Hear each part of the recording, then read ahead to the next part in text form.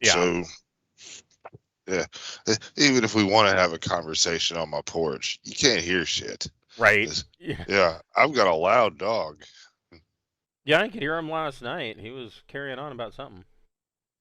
Yeah, anybody or anything that's outside Right. is an emergency. Mm.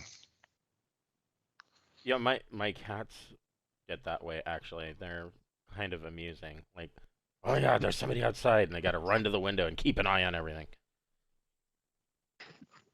Oh yeah, I've uh I've had bird feeders outside the window before to entertain the cats, Yeah. and they take that bird watching very seriously though. Right. Yes. Birds and squirrels. Yeah, I didn't do my squirrel obstacle course this year, but that's always been kind of fun. Of course. Yes, that's always a good time. Just keep moving the bird seed and adding another obstacle, and they'll learn. You can get as complex as you want. They'll They'll keep at it. they'll figure it out. Yeah. Oh hell yeah! Yeah, I've often thought I could keep doing it and then put like the murder death kill trap at the end. So they spend these weeks and weeks learning all the different steps of the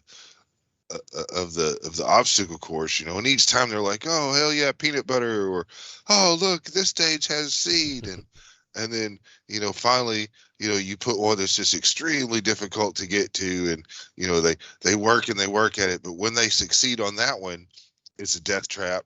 They died. Yeah. Where this place I used to work at, I was a CNC drill operator for doing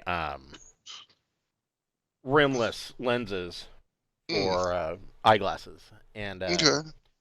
and they had all these squirrels, and so whenever I'd go out on a break or for lunch, these squirrels, they would just come up to you and sit on your lap. Oh wow. Yeah, so, and everybody else was always like scared of them. I'm like, yeah, out here eating my lunch, having some Doritos, sharing them with the squirrel that's sitting on my lap like I'm in a Disney fucking movie. Yeah. They're smart little rodent motherfuckers, man. Mm-hmm.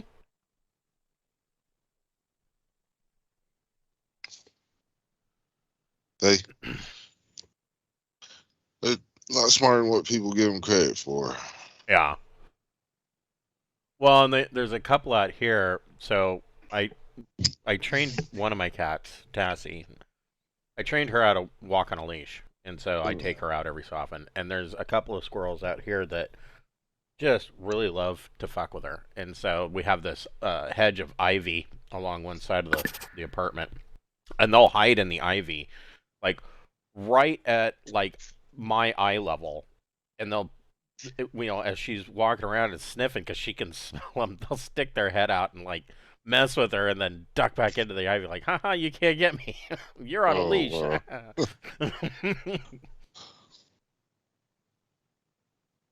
That's funny. Oh.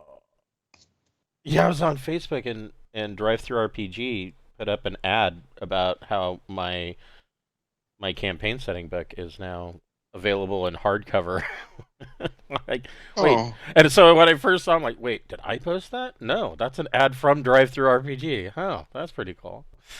cool. Has it been getting a lot of traction? Yeah, like overnight it sold like a lot. Actually, Oh, I was impressed. I sold like $100 worth of units like practically overnight. oh. That's really good then, man. Yeah, no, I'm happy. The You're the selling your unit? I mean, don't you need that thing? I mean, it's kind of important. the proof copy that I got. I mean, there's a couple of problems with it. The first is so so when you do these, so originally it pissed me off. So the reason why I have a second proof copy and it took so long for this to come out is so I misunderstood what they were. This was the first one that I had ever done, and I misunderstood what they were saying. And so when I did the cover, the cover didn't cover the entire. The picture didn't cover the entire cover of the book. It was a square, and there was like a white background around it. And I'm like, that's not exactly what I envisioned, but I can live with that. And so I'm doing the campaign, the setting books I'm doing as hardcovers, and then the adventures I'm doing as premium color soft covers. And so then I went to do the first, well, actually I went to do the 3 of the soft cover adventures, and I did them the same way, and they kept refusing to print them, saying that the cover didn't cover the entire front of the book. And I'm like, your job is to be the monkey that presses the print button. That is a stylistic choice. You're not allowed to have opinions. All you're supposed to do is print the fucking book. So that pissed me off a bit. So then I had to go ahead and redo it. The second problem is that, and they tell you this, when you print these books, they will print 1 blank page at the beginning, so account for that. Well, the first time I did the hardcover book, I did not, and so because of that, the table of contents was off by a page. Not a huge deal, because the layout of the book, it's like when you open to that section, you're going to end up on that page anyways, but it still was irritating. So when I redid it, I fixed the table of contents. What did they do? They added a second blank page, which leaves the table of contents still off by a page. Like, well, why did you do that? But whatever. And then the third issue that I have with it, and this is just, I mean, whenever you do print on demand, you're going to get what you get, but the binding of the book is off by, I don't know, 1/4 inch. But like I said, that's something I can live with. I mean, it is, print on demand is what it is. But so yeah, I don't know. I'll probably be moving towards trying to fix the table of contents again. I'm not quite sure how I'm going to prevent them from adding, because what I'm afraid of at this point is they're just going to add a 3rd blank page. You guys are just going to continually add blank pages, making it impossible to fix the table of contents, but whatever. It's like, do they not have anybody you could just actually physically talk to? Yes and no. So it's kind of effed up. So Drive-Thru RPG and Roll20 merged. Don't let these idiots on Twitter tell you differently. They are the same company now. And these morons on Twitter will tell you, "Oh, that's not true." It is true. If you've ever published a book through Drive-Thru RPG, you know this is true, because you are assigned basically a customer service rep, and when when you get emails from them, their emails are at roll20.net. So it's like, if I'm dealing with Drive-Thru, why am I getting emails from Roll20? Because they're the same company, dinguses. And so, but those people are with Drive-Thru RPG and Roll20. When you do a print on demand, it isn't printed by them. It goes out to yet another company. I'm trying to see what their name is, and it escapes me at the moment. Anyways, there is a third company that these books go out to for printing, and you don't really have any contact with them. Your only contact is through Roll20/Drive-Thru. You don't contact this other company. I think Light Source Printing or something like that. So yeah, I mean, you can complain to the guys at you can complain to your rep about it, but whether or not that is actually going to be sent down the line to this other company that's doing the printing, and if it is it going to hold the same anger and and weight that it's going to come out when I want to talk to somebody? Probably not. So No, I guess there's nobody really there to. I would imagine that if I bitched loudly enough about the printing of it or the binding of it, they'd probably send me another one. Um, and I may yet do that because this binding is pretty bad. But whatever, it is what it is. I hear you. Hello, Cameron. Howdy. How are you this weekend? Doing all right. My cat was really sick and I gave him some antibiotics and he got better, but I'm not sure if he's like all the way better or if it's like worse problem. So I'm a little worried. But yeah. Poor kitten. Sorry to hear that. Well, if you need to take him to a vet, I highly recommend Gresham Animal Hospital. They are fantastic. Okay. They are really Yeah, I good. went to some vet thing and I think if I'd called ahead of time they would have told me I couldn't go there because I think they're like really ridiculously short staffed. Like Oh. you can't even go in.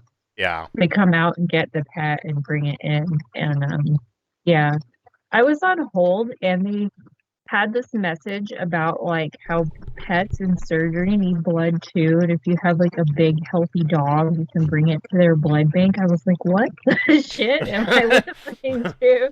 This is the craziest thing I've ever heard. Well, you know, I mean, you got to have the Red Cross for animals too, I guess. But yeah. I know all the shit that goes into blood banking. It's like an insane level of. Oh, yeah. Totally. I'm like, if your dog needs that much blood, maybe it was not meant to be. Yeah, if you decide that you need to take your kitty to the vet, I recommend Gresham Animal Hospital. If you can, ask for Dr. Powers. He's really good. Cool. Oh, thank you. So yeah, when Simba died, both Simba and Buffy, they died within like 6 months of each other, and they were older cats, so I mean it was bound to happen, but it sucked. And I went through a couple of vets in that whole debacle, and one of them was the emergency hospital here, and they're supposed to be really good, and they just weren't. They were the shittiest vets I've ever gone through, ever in my life, and so finally I remembered as a kid we took all of our pets to Gresham Animal Hospital, and so I was like, you know what? I know it's a drive, and we got to go across the river to get all the way over there, but you know I trust them, and so we went back, and it was a complete reversal. They were so much better. So that's not too much of a drive for me, and yeah, Risky's only like 5, so it'd be pretty sad if he's really itchy. Is the other thing. He's like got like patches of fur missing because he's so itchy, but there's like nothing visibly there. Yeah, I'm like, what's wrong? I hope he doesn't have cancer or something. It could just I don't know. It seems I doubt it's fleas or ticks because it's too cold for that. But I mean they can get really sick from fleas and ticks. So yeah, maybe it's possible. His fur is so short. It's like. Yeah, I don't know. Anyway, I'm just talking about that. Is Brian showing up? I know he's on Skype. Oh. Or he was. Oh, okay. Oh. Huh. You still with us, Brian? I forgot I muted myself because I was talking to family. Okay. Are you? I didn't see you on Roll20, and I thought you weren't here. I is here. I am sorry. Computer decided to do a bunch of updates, and I was like, "All right, I have to finish logging in." So when I was logging in, I saw on Roll20 that they're having an issue with broken images, and I'm not exactly sure what that means or entails. They are investigating the issue, but they said if you are having a problem with it, to go into my account on the front page of Roll20 and turn on what was it?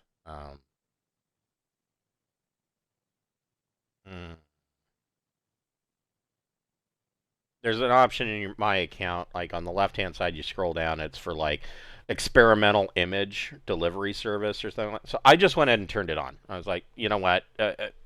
My my experience with Roll20 is if everybody else is having an issue, I'm probably going to have that issue. So I'm just going to do it now and move forward. But Yep. so yeah, if you are having that problem, just go to the front page. But I believe I'm in. Believe we're good. I think you are. Welcome to Braunhaven using Old School Essentials Advanced Fantasy Rules. We will be picking up where we left off last week. These guys are getting close to being complete in their exploration of the catacombs and the Undercroft. At this point, it's pretty much just cleanup for them. Metagaming. They found all of my major plot points down there. So, but before we get started, we'd like to thank a friend of the Greenwater Guildhall. None of these are sponsorships or partnerships of any kind. They're just products that we really like.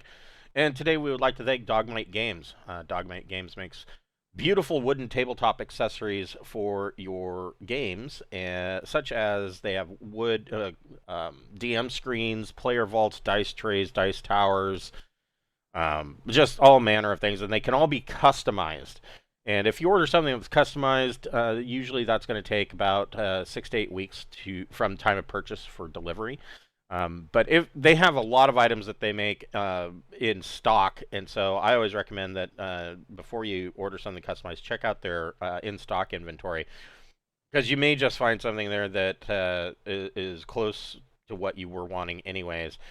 Those items ship within 1 to 2 business days, and they are all absolutely amazing. Dogmight does really, really good stuff. We do have a 10% discount code.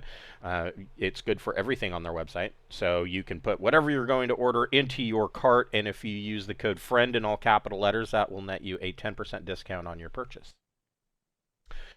Update on the Obsidian portal. I have decided to just go ahead and cancel the websites, so those will be going away on April 11th. I just don't see them gaining a whole lot of traction. Everything that's in there is more or less for you guys anyways, and it's like Wes said, is that the reality is that you guys are going to get that information in-game anyways, or via our Facebook page, or via our Messenger group. So, you know, that money can be spent better on the channel in better areas. So I am cutting those loose. We've always been willing to take plot hooks. Yeah. I mean, we will take a plot hook and snatch it like a sea monster on a fucking grapple. That is true. That is true. I don't have problems with you guys taking plot hooks. My Traveler games, on the other hand, I'll throw something out there and they're, thinking, oh, okay, this is going to be a great adventure. And I've had a couple of times where everybody was like, you know what? No, we're not. We are not doing that. We're moving on. Like, all right, well, I guess this is going to be all off the top of my head. But yeah, so I mean, I don't like to railroad my characters or my players. If you want to do something other than what is planned out ahead, then we'll make that work in some way. I'll happily go down the beaten path. I don't give a fuck. It's easier to do in Traveler than it is in like Braunhaven, because the maps for Braunhaven seem to be much more extensive. They don't necessarily have to be, though. I mean, I could do Theater of the Mind, but... So yeah, those pages will be going away, but we do still have our merch store. If you are looking for a new t-shirt, we've got the Braunhaven founding group t-shirts for the Greenwater Guildhall.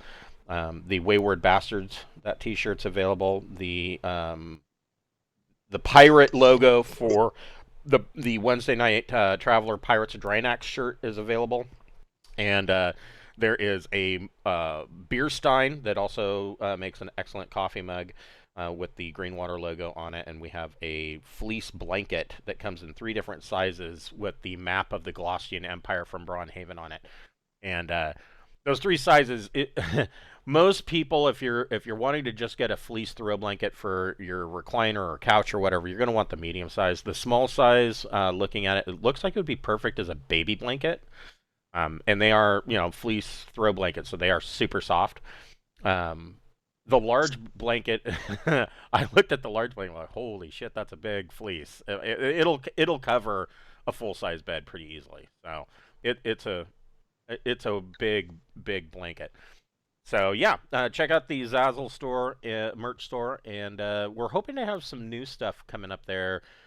I need to really knuckle down and work on a design for the Deep Night Revelation group. I want to do a T-shirt for them, and I just haven't settled on anything that, or the stuff that I would like to do isn't working out the way I would want it to. So um, I am actively working on that. So last week, you guys had gone down. You had found actually something that was of pretty big importance. Unfortunately, you guys did not find your names in it. It is a book of basically genealogy of the Braun family who ruled the Braunhaven region from Castle Braun, which is about 12 miles to the northeast of the town of Braunhaven. And you found some other important things, like you found the Braun family signet ring, and these are all things that are, well, the book of genealogy is going to tell you. You guys checked it over to see if any of your family names are in there, because that would mean that you are technically nobility. Unfortunately, none of you were. But the signet ring, that is something that is only owned by rulers of a realm. And so even if you don't have the title of nobility, the signet ring can allow you to pull off some of those feats, because only the true rulers of the realm would have that. You found some other... Oh, you were going to...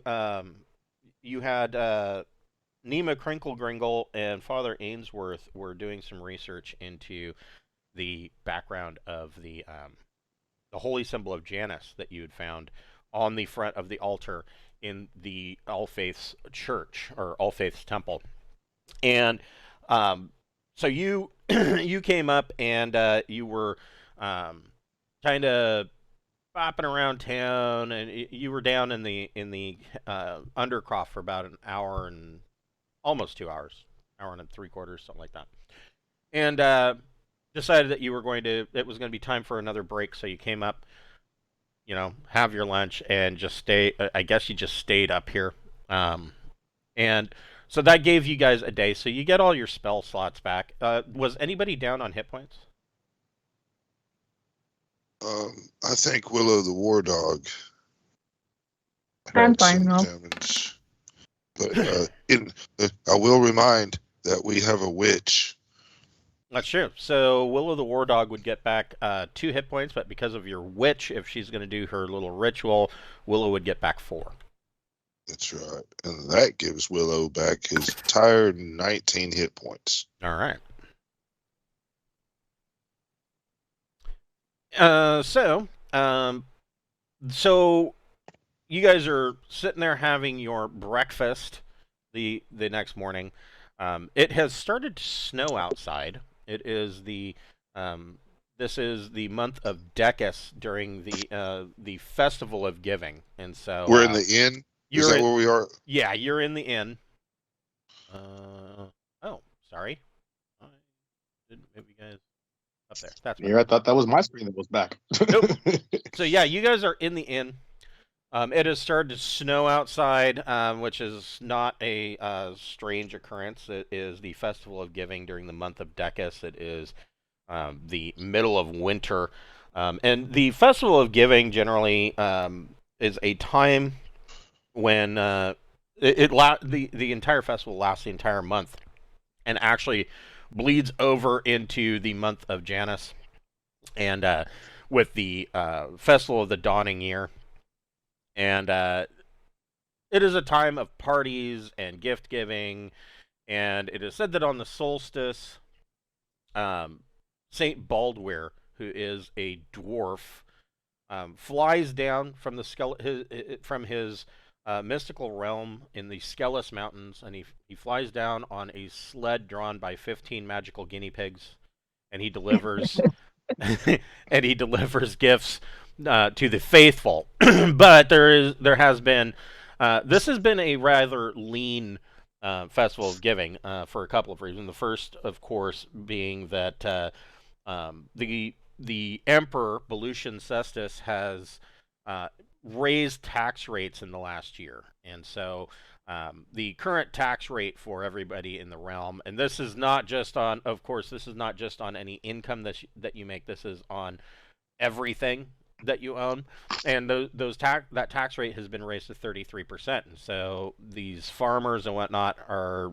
really having an issue with, and that 33% is taxed quarterly throughout the year. And Goodness. yes, and so these farmers, of course, most of the Braunhaven region is farmers. They're either farmers or they're bandits, and so they have been having. There's very little that they've been able to save up, to get through the winter months because of this incredibly high tax rate. And the second reason that the Festival of Giving has been kind of gloomy this year is that there is a rumor going around, and nobody really knows where it came from, is that that St. Baldwin ran afoul of a mystical troll called the Bumpus, and the Bumpus has imprisoned St. Baldwin, so he won't be coming down on his sled with his magical guinea pigs to give out any of the gifts this year, because he is entrapped. And then there is the third reason, that a lot of the trade coming from the dwarven fortress city of Zlatoheim up in the Skellis Mountains, a lot of trade caravans coming down from Zlatoheim, or actually trade caravans going up the Eastern Tradeway to Zlatoheim, have been waylaid by a warband of orcs. Now, there is a rumor going around the inn this morning about those trade caravans, is that the orc warband that is hitting these trade caravans, of course they're looting everything, but there was one survivor he survived for a couple of days, but he finally succumbed to his wounds, and was laid to rest in the quickly filling up cemetery outside the All Faiths Temple. The other 3/4 of the cemetery is filled up with your previous party members. But that's a real solemn and important place to us. Yes, yeah, exactly. He told Father Ainsworth that that the orcs, of course, the warband is taking everything that isn't nailed down, including people. They are taking people, and nobody really knows what's happening to these people, but everybody's got a pretty good idea. Not necessarily that they're getting eaten, although I'm not saying they're not getting eaten, but orcs will take slaves, especially for breeding stock, because half orcs come from somewhere, right? And but aside from that, the orc warband is very specific. In their searches, they are looking for very specific items, first and foremost. Namely, they are looking for pretty dresses and frilly lace things, and they are looking for jewelry, the more gaudy and out there jewelry, the better. And they are specifically looking for those two things first and foremost. Man, I think that, I get it that we're really pushing for these catacomb and undercroft completion and all that. Yeah, you guys are almost done with the catacomb and undercroft. But on the other hand, I'm sitting here stuck with this bag of shit I gotta sell. Right. And it's filling up, and trade has been cut off, and so I think that's something that, I would like to go talk, try to open up the trade lanes, and And if we do run across a tax man or something, perhaps we can tax him. That sounds like fun. Well, When you say I mean, tax, well, I mean, Take it's 33% of his shit and see how he likes it. Yeah, for real. oh no. What's Robin You know, Hood in? the Borman Bone Crusher tax is 50%. Easy math. We take It's a half. flat tax. Yeah.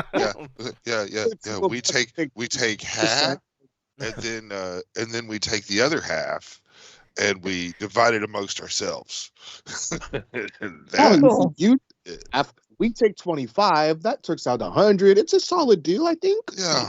Well, I mean, the original idea was we would take half, but my math skills suck, and so yeah, I just take it all to make sure I get our fair share.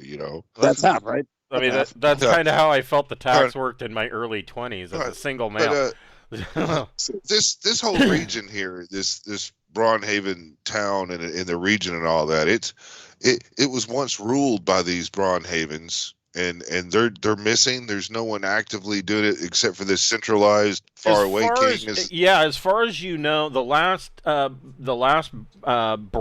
that ruled the region was Gildebraun, and she had Duchess Gildebraun, and she had 3 sons. and we had our way with her crypt. Right, yeah, she led a uprising against Emperor Volusian Cestus over 200 years ago, and nobody seems to be overly concerned that this guy's over 200 years old, but that's something to think about. But she that was quickly squashed by Volusian's forces, and to the point where her and her sons were all executed. She was drawn and quartered and beheaded, and yeah. So, I mean, you found her tomb, and there was like a pile of her there. So, but I agree about opening up the trade route. So that sounds like a smart thing to do. Okay. Hey, I'm all for. I mean, Jackson's all for going into something that involves some nature and less of the dungeony stuff. And Dentry is just like, look, I get to kill shit, right? Right. So, to show you, we'll zoom out a bit all the way, and this is the map of the entire empire as you know it.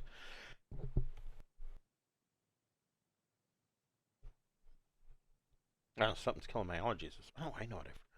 Hold on. Did you take your local honey and make tea with it? I did not, but that with a healthy dose of THC will make everything fine. Much better, yeah. Well, you won't know what's causing the cough anymore, so you can say it's no longer the allergies. Right. Yeah.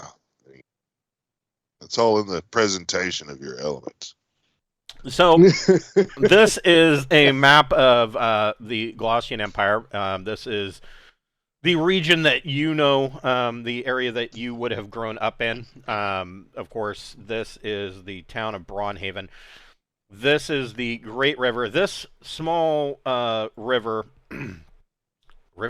yeah, I guess at times it classifies as a river. It's really more of a drainage ditch that fills up from the end of fall through the end of spring, and it flows down from these. They look like mountains. They're kind of mountains. They're craggy hills. Not quite as tall, of course, as the Skelos Mountains over on the western side, and so. The town of Braunhaven sits on this confluence of the Imperial Tradeway, the Eastern Tradeway, and the Barbarous Trade Bridge. And the Barbarous Trade Bridge, and we can zoom in a bit here. This map. So the Barbarous Trade Bridge crosses the Great River, and the Great River is. It starts as the headwaters are way up, glacial melt off at the very tippy top crags of the Skelos Mountains on the western side, and it just kind of quickly becomes this massive river. And the river itself isn't really that long, but it is very wide, and it kind of bisects the Glossian Empire.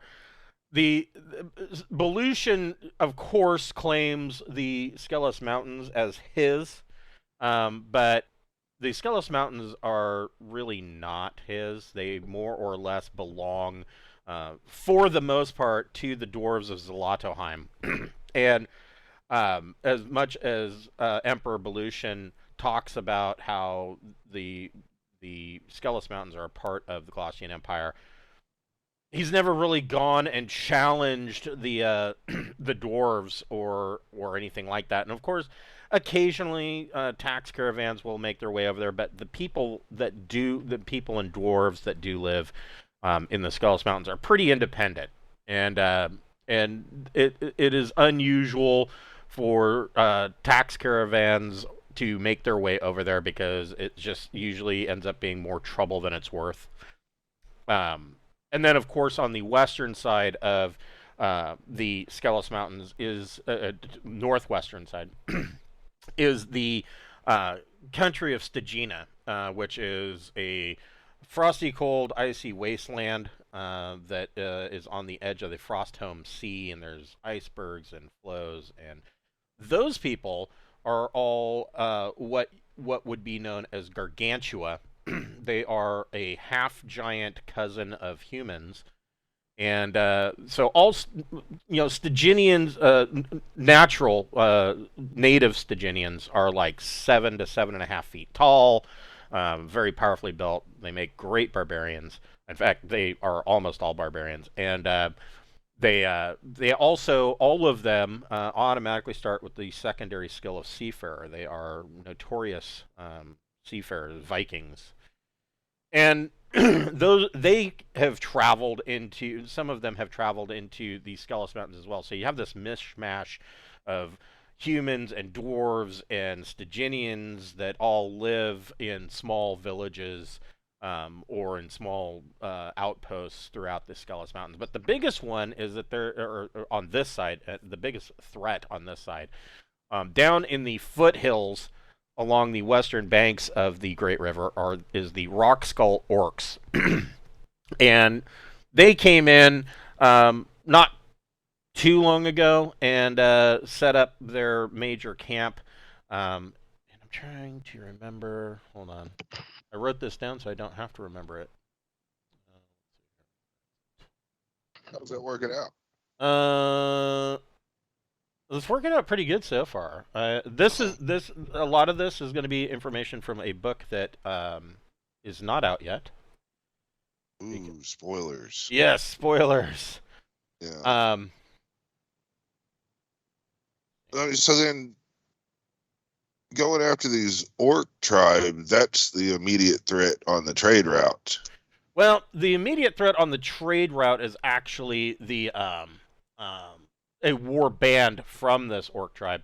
But the Rok-Skull Orcs founded, people refer to it as the Orc City. It's not really a city. It's just a really big camp called Karazug. And Karazug is built outside of an old dwarven mine called Khatum. And the Orcs built their camp outside of Khatum because Khatum was actually taken over by the Slipsia's goblin clans. And the goblins have set up more or less a, they call it a neutral trade city in the mine of Khatum. And, all the dwarves that had lived in Khatum, they were all, put to the sword, and the goblins took over. And so the Rok-Skull Orcs have this symbiotic relationship with the Slipsia's goblin clans, in that the Orcs will sometimes hire the goblins to do certain jobs, because goblins are better at certain things than Orcs are, such as like being sappers and mining and digging and things of that nature. But the other part of it is the rest of the time is that the orcs will capture slaves or whatever from a trade caravan that they raided, and then they capture all these slaves, but then they go through them. They're like, well, we want these. We're going to keep these guys for breeding purposes and just as menial labor, and then they'll sell the rest of them to the Slipsias. And so the goblins actually have a pretty thriving slave market in their in the Khatum mine. I don't really like the sound of any of that shit being right up next to town. I mean, right, and so and the thing, the orcs of Kurzug are not. I mean, they show really no fear. They don't really take.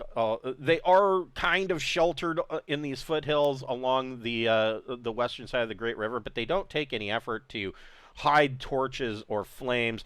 People can see them from the eastern side. Everybody knows they're there. So far, the Emperor has not done anything to deal with them, because the fact of the matter is that the Emperor sometimes hires orcs from the Rok-Skulls as mercenaries. And so there are a number of Rok-Skull orcs stationed in the capital. We killed a bunch of them too. Yeah.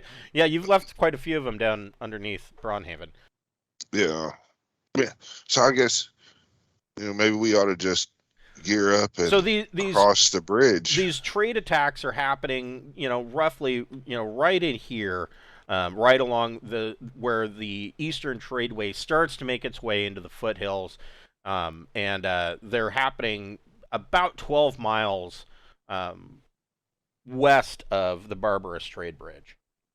So you're looking at about a journey of maybe 24 miles. So it'll take you about a day to reach that location. Now, having said all of that, you're still in town. It is a brand new day, and there are. So Nema Crinkle was able to make 5 more healing potions if you want to purchase them. They are 50 gold pieces a piece if you guys decide that you need to buy some more. Man, I don't know what our count is, but they are sure fucking. We're going on the road. Oh yeah, we're Our not count gonna is have the regular 10. healing. Now, so he's saying he's got 10 of them, and that's 500 gold pieces. There's 5, and they're 50 apiece. There's 5. We have 10 already. You understand? Oh, okay. Yeah. Well, 5. That's 250 gold. Is that what you're saying? Yes. How about if I traded him an Electrum Sapphire ring worth 250 gold pieces for the 5 of them? You could certainly do that. Yes. Then let's do that and add those 5 to give Mavis something else to write down. Okay. All right. Yeah. Make it 15. Yeah, and I will remove that jewelry that's already gone from my list. It was a Electrum Sapphire ring. It's gone. Okay. So there. And then I got shit out of my bag of shit I've got to sell. And yeah, I need to look up something about spells, like because the resist cold was pretty worthless, and there's something about learning the opposite spell, like the reverse getting spell. Can I get rid of it and put the cold spell on there? Yes, okay. You can. I think okay. So, in addition to those items being available, there is some new adventuring gear that has come to the town in Nema Crinkle Gringle's shop. And Nema Crinkle Gringle, just to show you guys. She is running the general store, which is this rather large building down here, just outside the open air market. And so Nema Crinkle Gringle has some additional items that are for sale. There is finally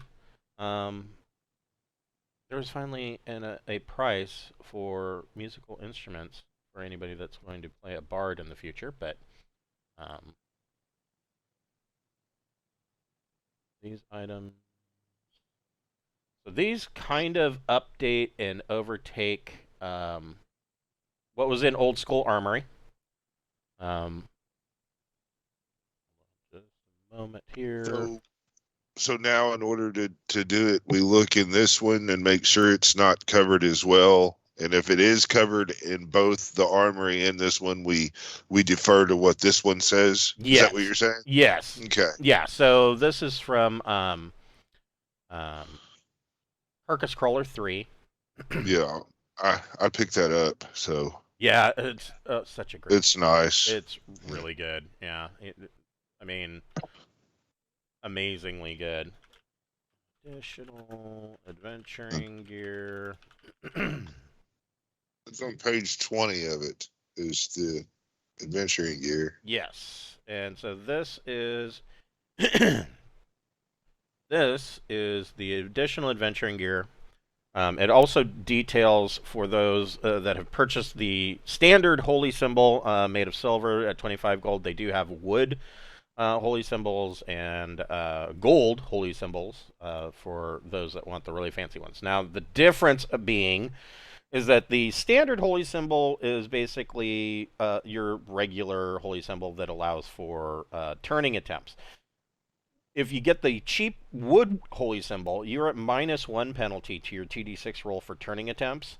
And the gold holy symbol grants a +1 bonus to the 2d6 rolls. Evidently, the gods really like the high-end holy symbols.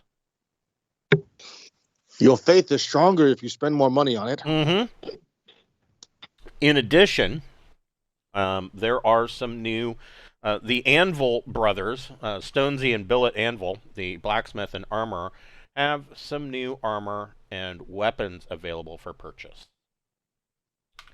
And main thing I want to purchase on my end would be I want to get me a hunting dog.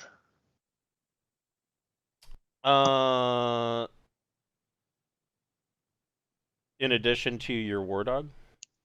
Yeah, I don't really want to use him for combat purposes, but of course he'll be a valid target. I want to use him for sniffing, tracking, the hunting. If we're going out on the woods and everything like that, a good hunting dog. Yeah. Or suggest Alora, the woodland witch, or Samuel, one of them.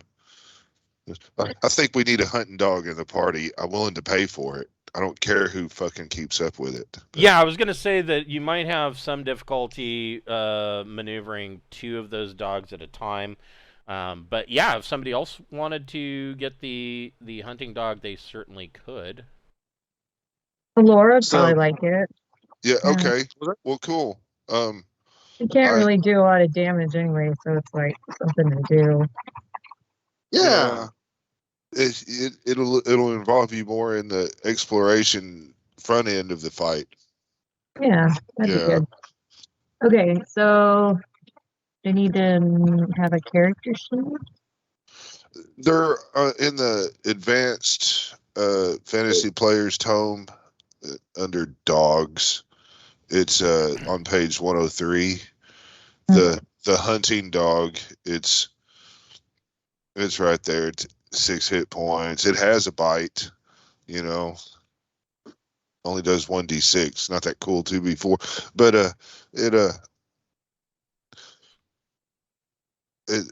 it's got some basic. The hunting dog, you can command it to attack, and it also is really good at tracking. But and it gives us as the ranger because tracking yet. You can't put armor on it. But I mean, it's as far as smelling the orcs or stuff like that. Laura's actually knows Orcish, whatever that actual name is. So that was her language. So these are the new weapons and armor that are available from Stonesy and Anvil, Billet and Stonesy Anvil.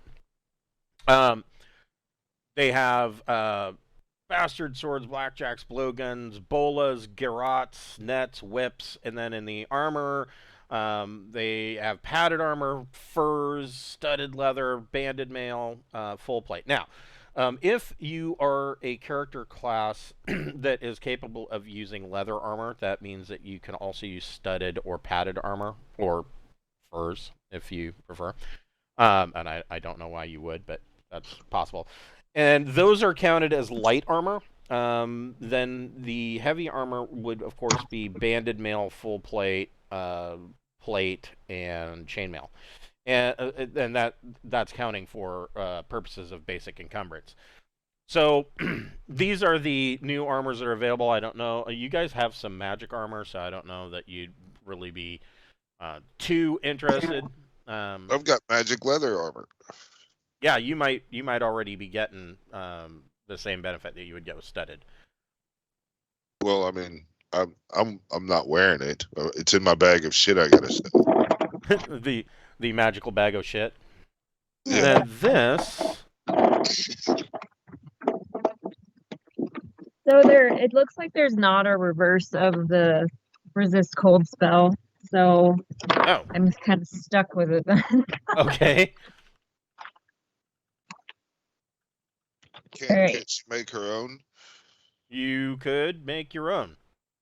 Oh, that takes some time, right? Or it would. Well, mostly it would take. I mean, you've got basically a day that you can count as doing magical research. So what kind of spell is it that you're trying to create? I was just trying to reverse the resist cold spell. I thought the reverse of it was to inflict cold. I don't know though. I hallucinated it existing is what happened. Because I thought if it was already there, then I could switch it over really quick. But I don't think I can do that. But I can't like forget a spell either. Let's see so, here. I think I'm stuck with it. Well, as a cleric, you can change your spells out every day. So. Oh, okay. I'll just pick something else. Cool. Yeah. All right. I didn't know that. That's the benefit of cleric. I mean, if you wanted to, you're what, second level now? Yeah. So you could, I mean, if you wanted to spend, say, and let me double check this. While I'm doing that, these are the stats for these new weapons. My personal favorite, of course, is the Bastard Sword, always has been. Let me look. And I need to dig deep and go back in time.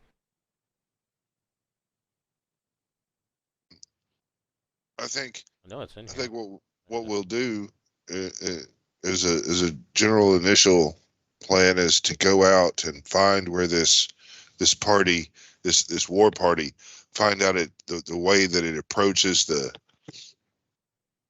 road for ambush, and sneak up there and put some traps on it and make an ambush on their ambush trail. All right. I'm going to maybe learn Cause Fear. Nice. That'd be a good one. Yeah. Yeah. And I printed the dog sheet, so I'm going to grab that. Okay. Mm-hmm. So clerics don't really get like Cone of Cold or anything like that. I was looking to see if there is something along those lines. Alora will have more offensive magic for her. I just figured out that all these images don't pop up. They stay in the thing and I can find them later. There you go. I was like, wait a second. These things are still here somewhere.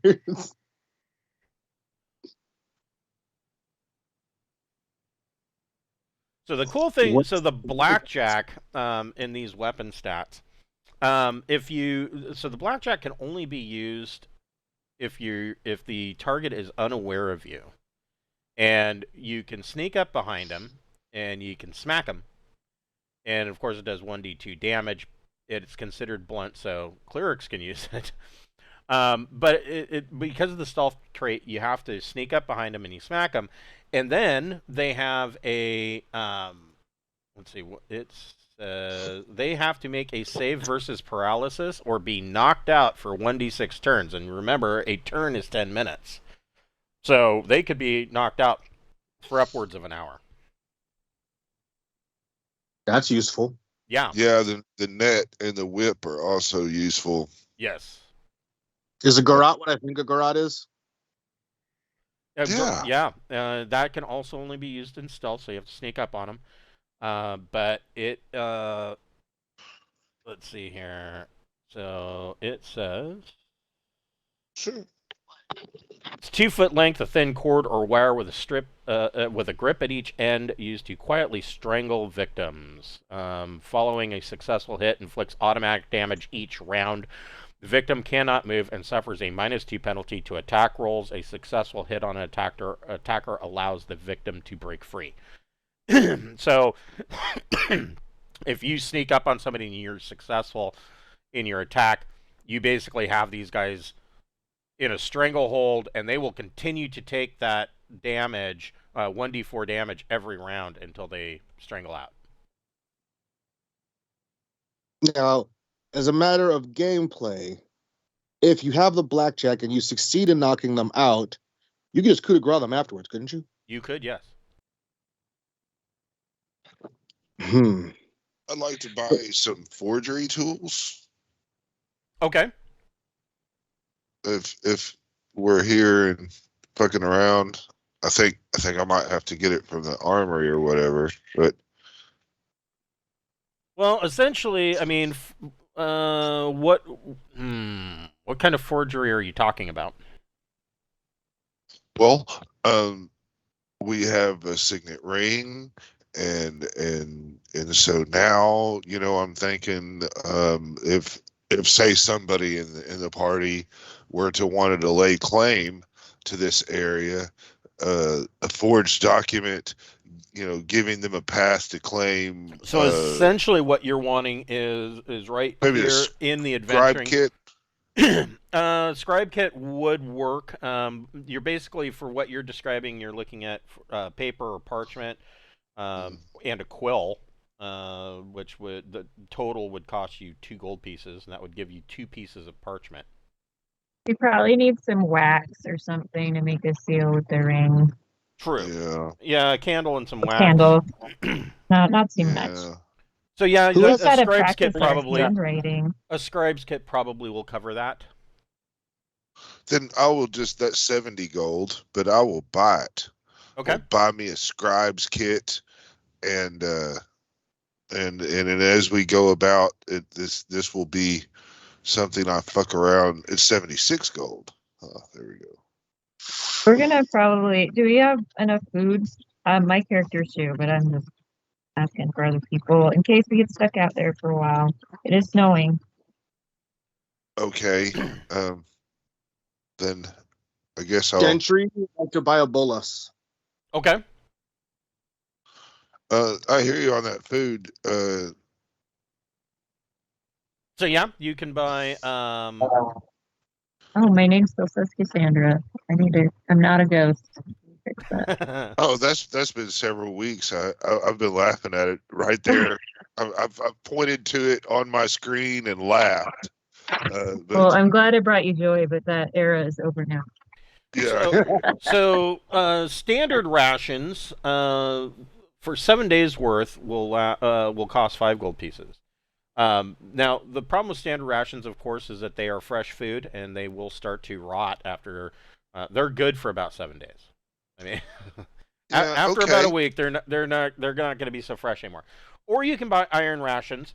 7 days worth of iron rations will cost 15 gold pieces. You're talking about things such as smoked cheeses, smoked meats, jerky, fish, smoked fish, salted pork, things of that nature that won't spoil.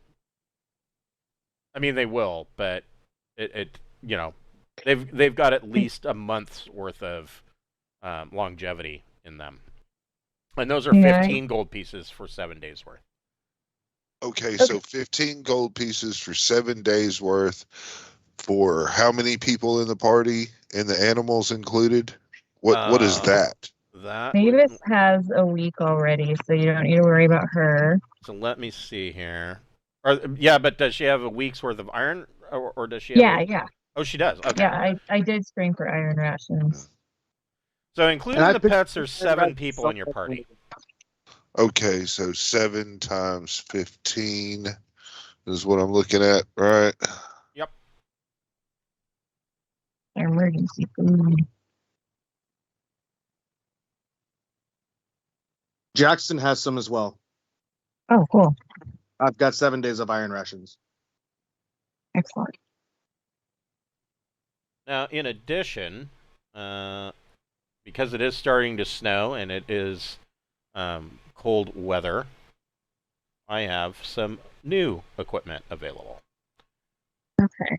And that is... I forgot I had speed boots.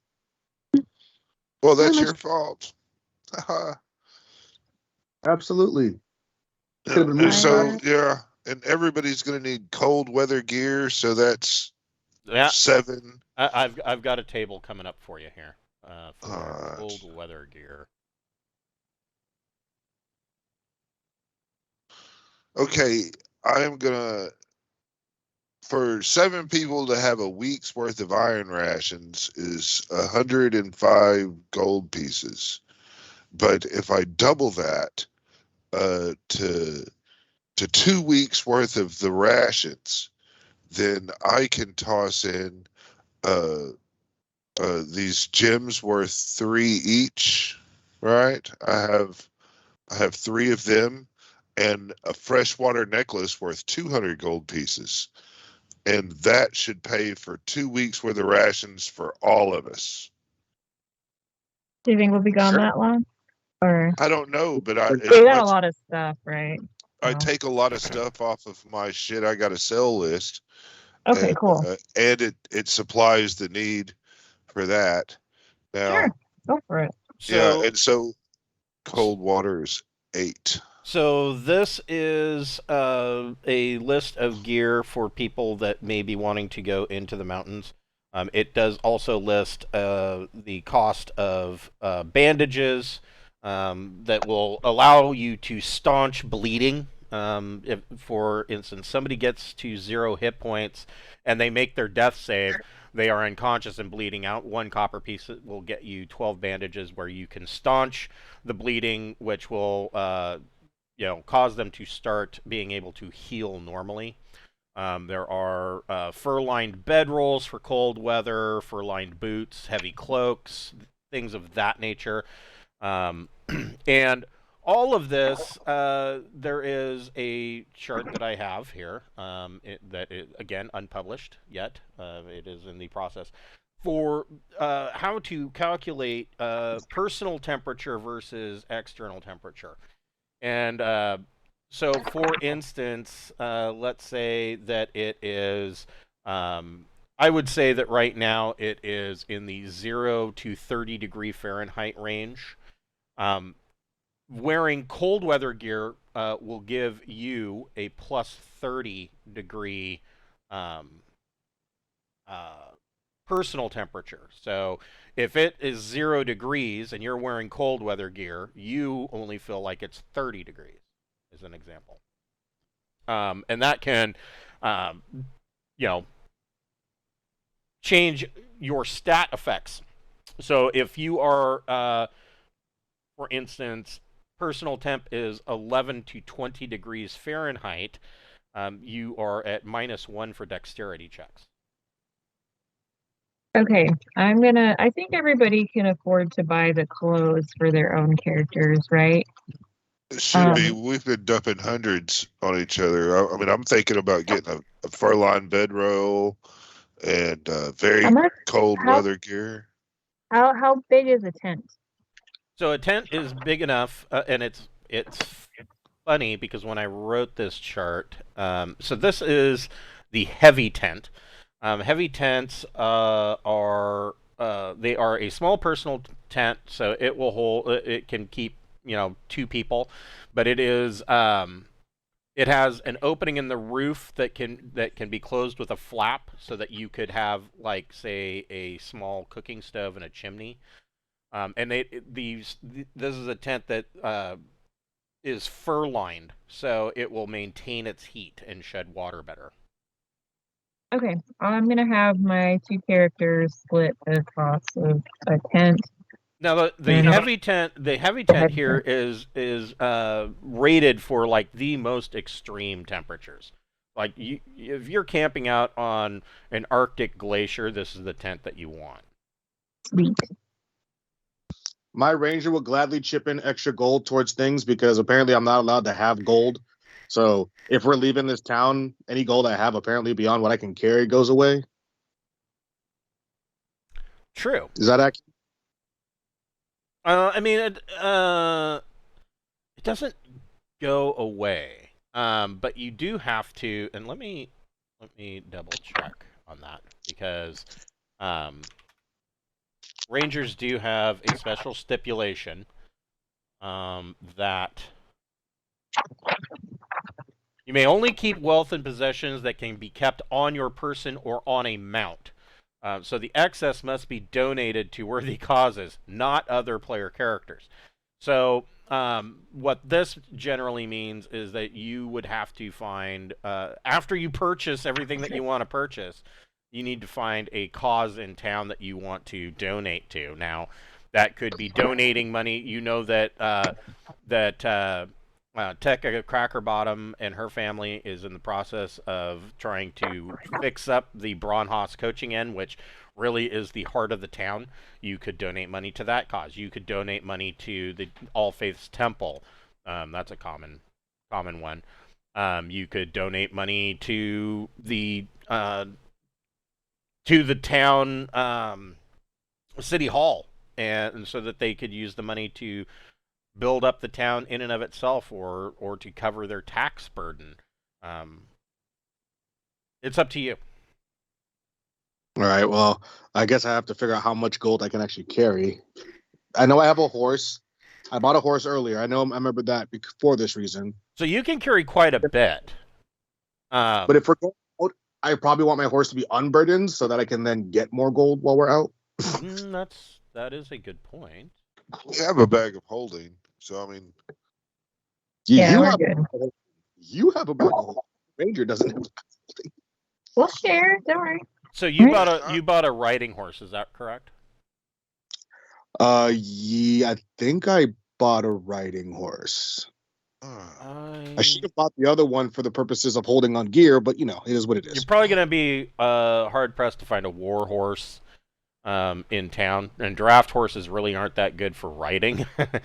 But they will haul a wagon or a cart, but a riding horse. A mule? So You could also get a dog sled. So a riding horse, its max load is 3,000 coins. That's not a lot when you factor in all the coins we have. Right. I pay in copper first. Like, I'm that guy that comes in with a sack of pennies. Here you go. Right. Yes. Well, all of that copper adds up. That's a lot of drachmas. We'll probably get a mule. But not if we're going to be moving around and stuff. The mule's not useful once we start going places, is it? Well, you can lead the mule, of course. I mean, that's how they did the mountains. It's how we, as humans, crossed the mountains and did mining in the mountains, was using mules. That's true. A lot of miners used mules. A lot of mountain men. The mule has this tenacious thing. I mean, we could take it underground. I mean, just have to kind of keep shit off of it. Yeah, I mean, it probably would fight back if it got attacked. Yeah, mules can be pissy, but it says defensive may attack if threatened, but cannot be trained to attack on command. Right? Yeah, yeah. You try to train a mule to attack on command, and it's going to look at you and with that "fuck you" face. Yeah, but could we get a mule? Mules, draft horses, and riding horses are readily available in town. The draft horses, the townsfolk are going to be more apt to sell riding horses and mules, especially mules. They'll be more apt to sell them. But draft horses, probably not, because they need the draft horses in order to till their fields. All right, I will get a mule then, just for the sake of having something to carry stuff. Okay. Because as a I'm sure I'll be perfectly fine walking around and stuff, especially with my boots. Yeah, I mean, so you've got a riding horse. If you want to buy a mule, I mean, that means that you can load onto your animals. Well, it specifically says your mount. So essentially, as a ranger, whatever you can carry on your person or load onto your riding horse is what you Right. personally can keep. Right. Everything So I else can't- has to be donated. For purposes. No mule for me. Okay. So my riding horse then. Well, I mean, the mule could help out the party as a whole. right, That's but what it can't be from my personal gold, is what I'm saying. Right. Not your gold, but Well, Uh, any the- possessions, because everything has a weight in coins. that damn right. Yeah. But if it carried our heavy tents as a party, Right. then That would then be perfect, and you can get a mule for 30 gold pieces. yeah. So it'd have All our right. bedding, our tents, and our rations. Cool. It'd carry So all Jackson- that. Well, for the party, so that comes out of my coinage. If you could take that out of my copper, that'd be nice. You can certainly pay for it in drachments. Go for it. So So there that's how many. So it's 30 gold. Let me look at my economics and trade on page 55 of the Braunhaven campaign setting. By the way, the Braunhaven campaign setting has now come out in hardback, full color, premium color hardback. It is available on Drive-Thru RPG, and we have hit copper bestseller status. So. Nice. I know that's probably not that big of a deal, but I'm kind of proud of it. So there are, in a gold piece, there are 100 drachpence. 100 drachpence to 1 cestus piece. Okay, so 30 gold, 3,000 copper. Okay, so I will Correct. subtract 3,000 copper. There you go. Shit, that'll make you Anything lighter else? already. Getting rid of stuff. If it's for the party, it counts. It's like a worthwhile expense. Because I got it. One of the things that I found odd about old school D&D, and I've always found this odd, is that on the one hand, they made the gold piece the standard coinage for pretty much every D&D game that you ever played. On the flip side, they constantly want to tell you, according to the peasantry, of how valuable 1 gold piece really is. And my thought is that you can't have it both ways. I would think that the reality of the matter, and this is not how it really works in my game, but I went with the gold piece being the standard as well. But in reality, the silver piece would be your standard, not the gold piece. And the reason I say that is that for the most part, when you are out in the real world and you're going out to do some shopping, the most commonly used bill that is used is the $20 bill. Most common. Correct. But the standard is the United States standard is much lower than that. It is based on the dollar, the $1 bill. So it's kind of that same thing, is that in reality the facial would be the industry standard as far as the monetary value, while the cestus piece is the most commonly used coinage. But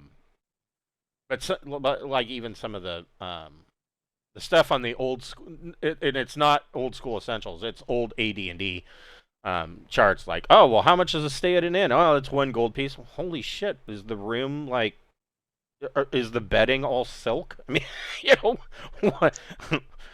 I just want a Best Western. I don't need to stay at the fucking Hilton. You know, like, It makes sense. It's like a gold piece is hard to come by. it Yeah, should it's be. like- Yeah. I mean, your normal peasant is going to make like maybe 3 gold pieces a month. There's a lot of bullshit going on around this area, though. Oh, the whole region is just rife with problems. And this town is not fortified at all, is it? No, in most of this town. So a lot of these buildings, like you look down here, number 12. A lot of these buildings, this building has been promised to you once you have completed clearing out the issues that are with the town, more or less.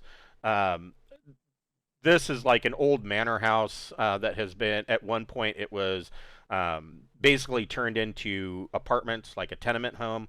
A lot of these buildings down here are empty. The population of Braunhaven has not fully recovered from the demon plague 200 years ago. And so, if not for Tekka Crackerbottom and her family of halflings taking over the Braunhaus, this would have remained a ghost town. But they took it back over. The Eastern Tradeway and the Imperial Tradeway, because those two tradeways, the caravans need someplace to stay. The town is slowly building itself back up. Okay. I want to put a message on the message board that people should come here and wait for me at this inn if they're interested in good, honest work. Okay. And want to begin building a wall around the town. Okay. And I assume that you are wanting to fund the building of that wall? That's correct. Okay. Okay. Then I have some other questions for you.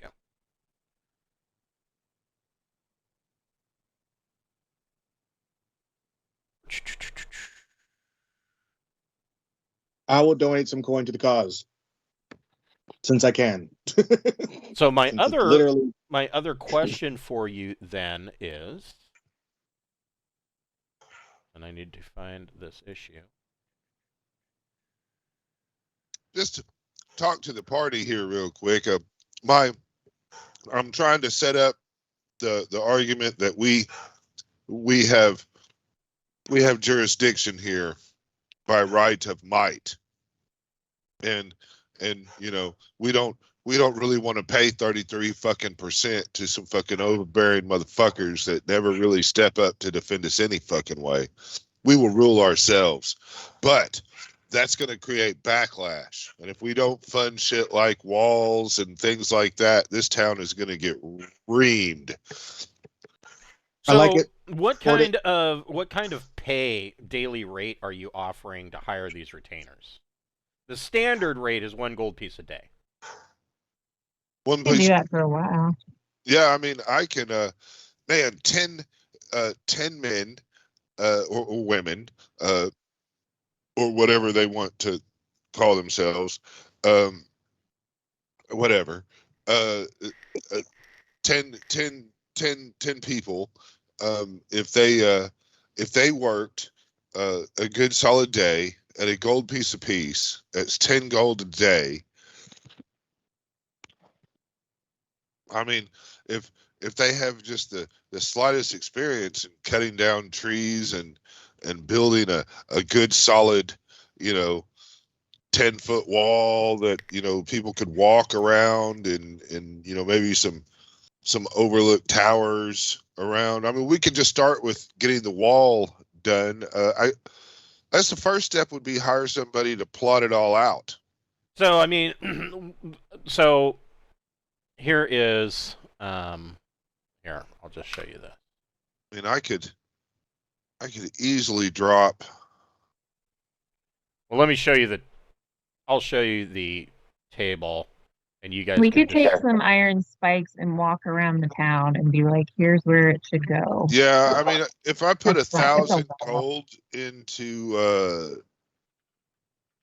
into the construction fund, call it that. If I put 1,000 gold into that, I mean that would keep 10 people working and harvesting materials or buying materials and keeping that going. You know, maybe pay one of them 2 gold piece a day to be in charge. You know, Yeah, and it seems like a good idea. yeah, and hell, I mean, we could probably even hire one of those mercenaries on a monthly table. So To this is the pay rates, and you get a bonus to your charisma checks for hiring or drawing people in. And so this shows what the standard pay rate is, and the loot share would be if you're hiring retainers to travel with you. So you want to hire people to let's say you wanted to hire a bunch of retainers to carry out treasure. right. That would be what their loot share is. Okay. Hey, I was.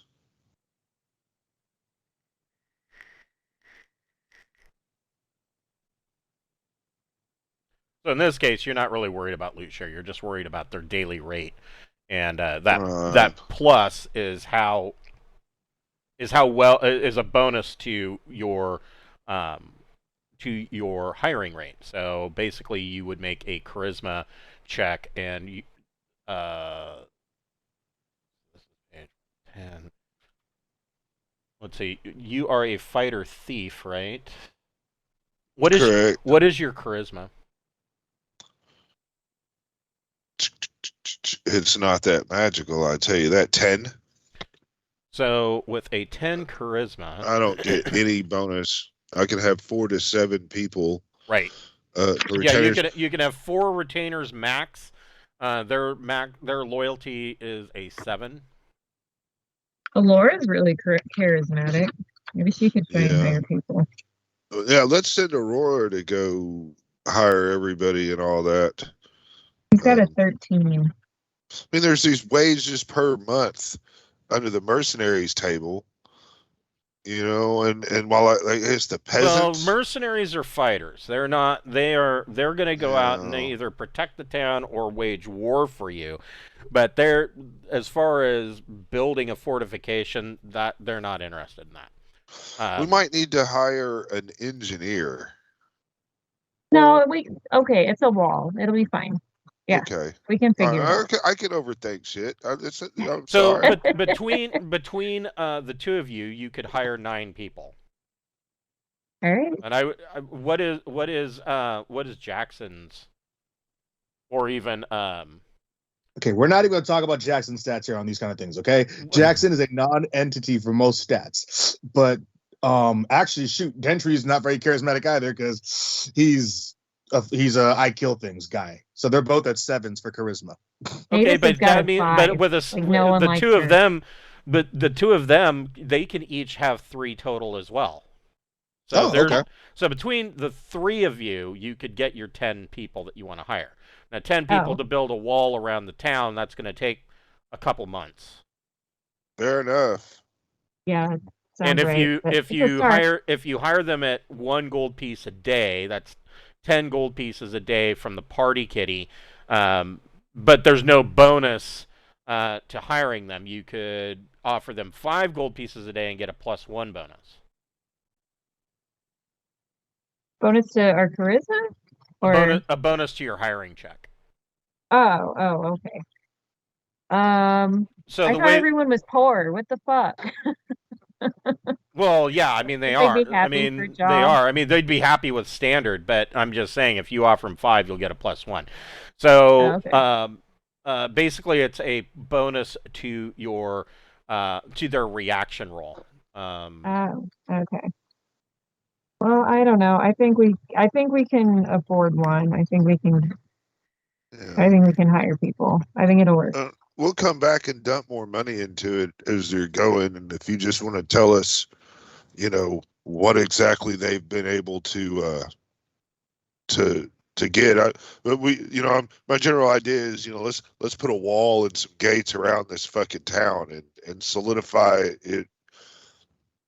so that way orcs and goblins and shit can't just ease their Waltz way on in. into town at night like they've been doing. And I mean, we've seen evidence of them in the catacombs and the undercroft. I'm just thinking That's we need good. to stop them from just walking in and doing what the fuck they want. Eventually, we'll have to hire a militia to kind of man our gates and So shit. there is a town militia. It consists of about 10 Oh, cool. people. 10 people, nine level 1 veterans, and it is run.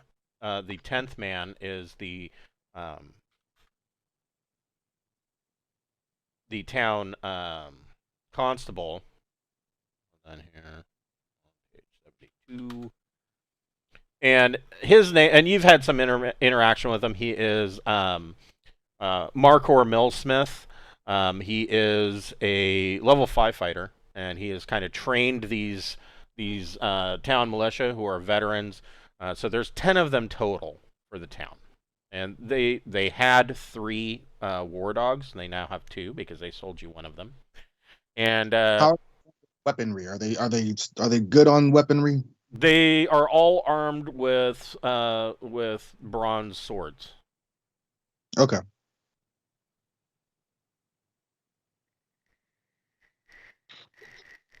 Would anyone object if I offered dude the Warhammer, the +1 Warhammer, Ooh. the head of the militia guy? So he's got a magic weapon. I mean, Yeah, let him have it. That's good.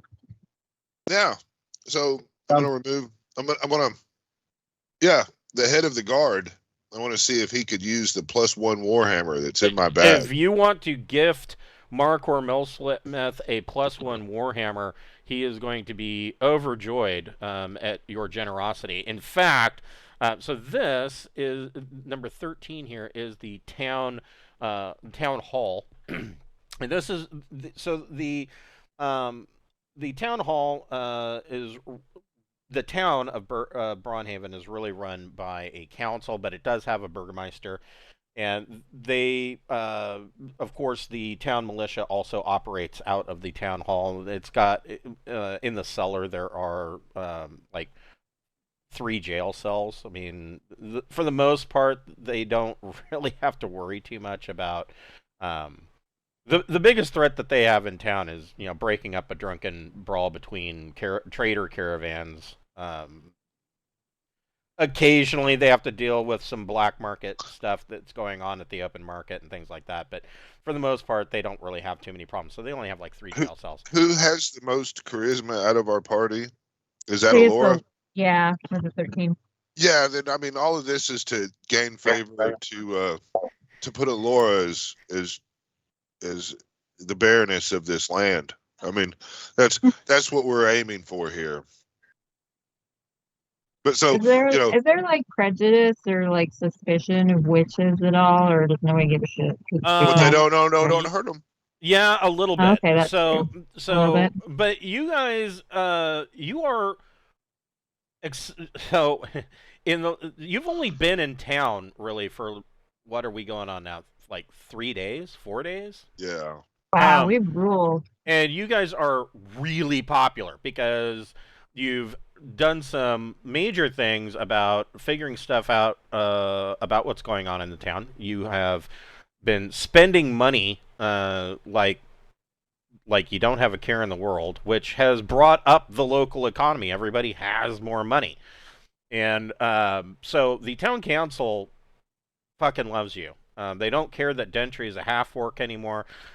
They have their suspicions about Alora because there is a big thing about the witch hunters. Been watching too much C. Witch hunters from that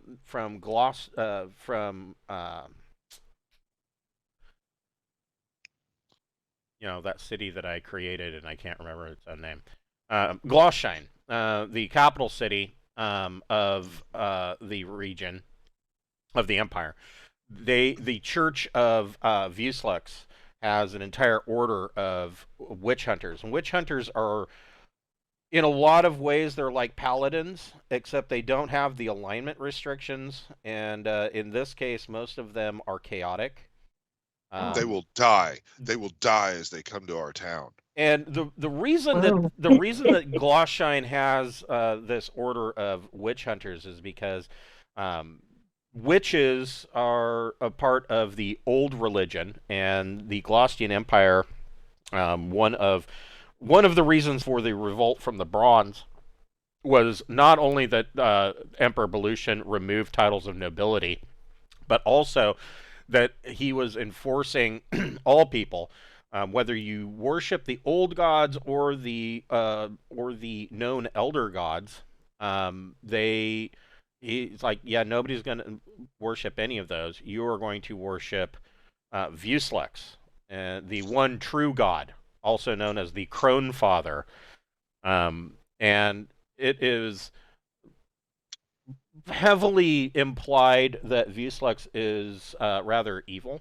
It is rumored that Vuslax is actually a greater devil.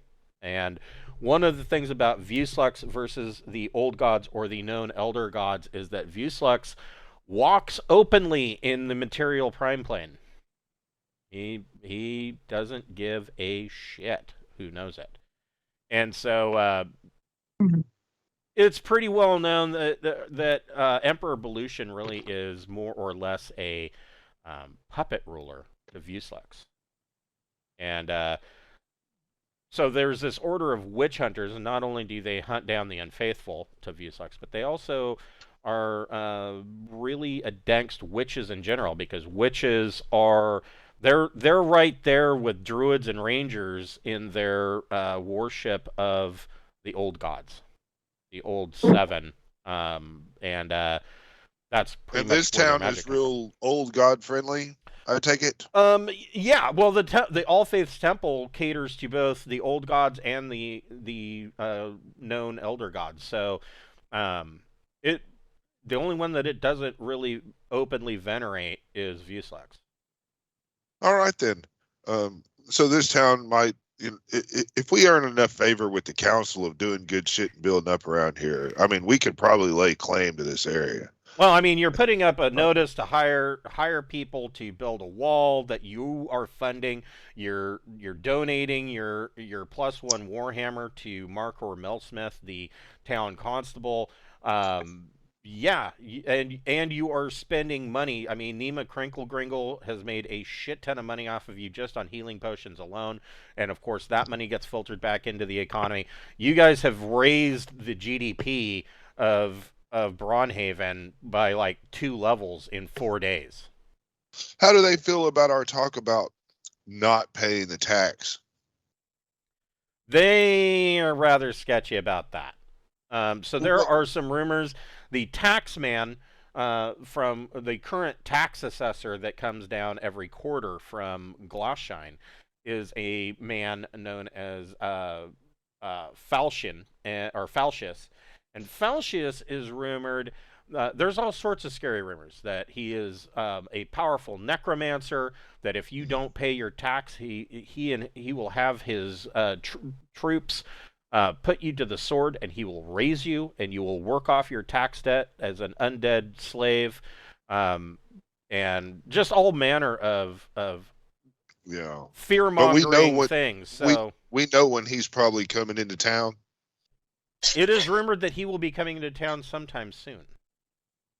Right. Or at least, not necessarily the town, but he will be in the region sometime soon. Right. Okay. Well, he's not the immediate threat, but if we're going to do what I'm suggesting, we've got to send that guy to the other side of the grass. So yeah, No one will miss him, as far as I mean, the 200 years ago, or a little over 200 years ago, the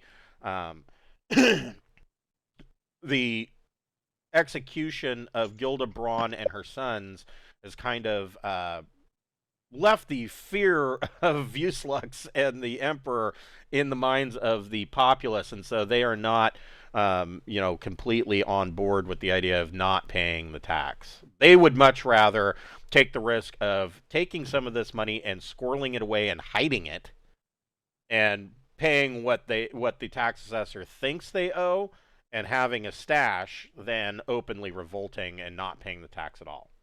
Fair enough, but at least they're the beginning stages of the revolution, and right. Yeah. So that's good. We just need more work. That's all I was trying to do, is get my finger on the scale of their attitudes more than anything. So Alora, and let me look back over here.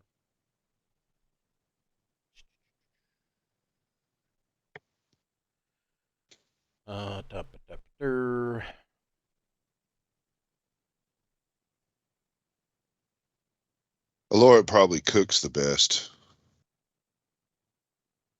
I'd Makes imagine that. Yeah. It's just probably everything's got some crazy spell reason for it to control our minds. Here's the pork chops. Aren't they good? But you lose just a little bit of your soul when you eat them. Who needs that when they get food this tasty? I know. Good food is hard to argue against.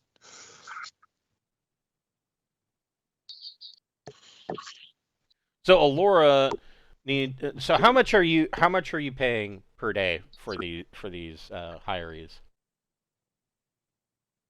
I mean, we could pay the going rate of a gold piece per day, Okay. and then 2 gold pieces for the one in charge. So, I mean, that'd come out to what is that? 10 gold a day. Yeah. So 10 gold a day. I put 1,000 into it for materials, and so you're looking at 280 gold per month. 280 gold per month. Yeah. Yeah. So. Cool. That. I mean, I don't know how much other people put in, but I put in 1,000 gold into the let's build shit fund. I mean, some of that I'm sure they're gonna have to buy, tools, and then they might have to get a horse or something to draw, pull these logs and digging and. Huh? How much gold do you have? Well, I mean, I had over 1,000 gold. Wait a minute. Oh yeah, no, that makes sense. Yeah, I forgot that I spent some gold on stuff. I was like, dang. Yeah, I haven't really spent shit. I mean, I inherited some gold from my previous guy. If you were to pay them 5 gold pieces a day, giving you a +1 reaction modifier, that would run you 1,400 gold per month. Okay, so someone else needs to put in the 400 gold from another source. And so the ranger needed to donate all his money to something, right? Yeah. How much was that? A lot of money. Well, the ranger's gonna throw in. Let's see here. So the conversion for 1,200 silver would be 120 gold. So it's 120. All right, so I can easily just throw in like 200 gold from the ranger, and then Dentry will toss in the other 2. There's 1,400 for the first month of wall and gate construction. So Alora needs to make a charisma ability check, and if her because you get a +1, if her charisma is 13, it counts as 14. You need to roll under 14. Son of a bitch. So for Electrum, on this day she does not. There are 2 Electrum to every gold piece. Okay, cool. So Alora does not hire her 5. Let's see here. What is Borman's charisma? 10. So Borman, you. Oh, I'm sorry. It would have been 15. Alora still fails. Borman can make a ability check, and your charisma counts as 11. Oop. Borman does not hire 4 people. Dentry, your charisma counts as +1. So Wait, I thought he got a -1 because of the I'm 5 gold adding pieces. it to his charisma. So if Borman's charisma was Oh. 10, he actually got a +2 because Oh, okay. All right. or Never mind. yeah, a +1 because of the 5 gold pieces per day. So we'll just have to keep rolling until we get the hirelings we want. Okay. But We can the stick around gold an is, extra day. yeah. So Borman needs to roll, or not Borman. Dentry needs to roll under an 8. All right. Well, I'm going to use that giant D20 I showed y'all before. Let's see how it goes. Okay. I rolled a 2. Nice. So Dentry is able to hire 3 people at 5 gold pieces per day, and Jackson, if he'd like to, can go ahead and roll under 8 as well. 8. Okay, and so Jackson's able to hire 3. So you've got 6 retainers that are hired on at 5 gold pieces per day to for this notice to Good job, to build a wall around Braunhaven, and you're talking about a wooden palisade type wall. Basically, they're going to be raising dirt and putting in sharpened, shaved tree trunks, poles, and lashing them together all the way around the town. So you got 6 people that are working towards this endeavor, and you can try every day. You can try another hiring technique to see if you are able to pull in more people.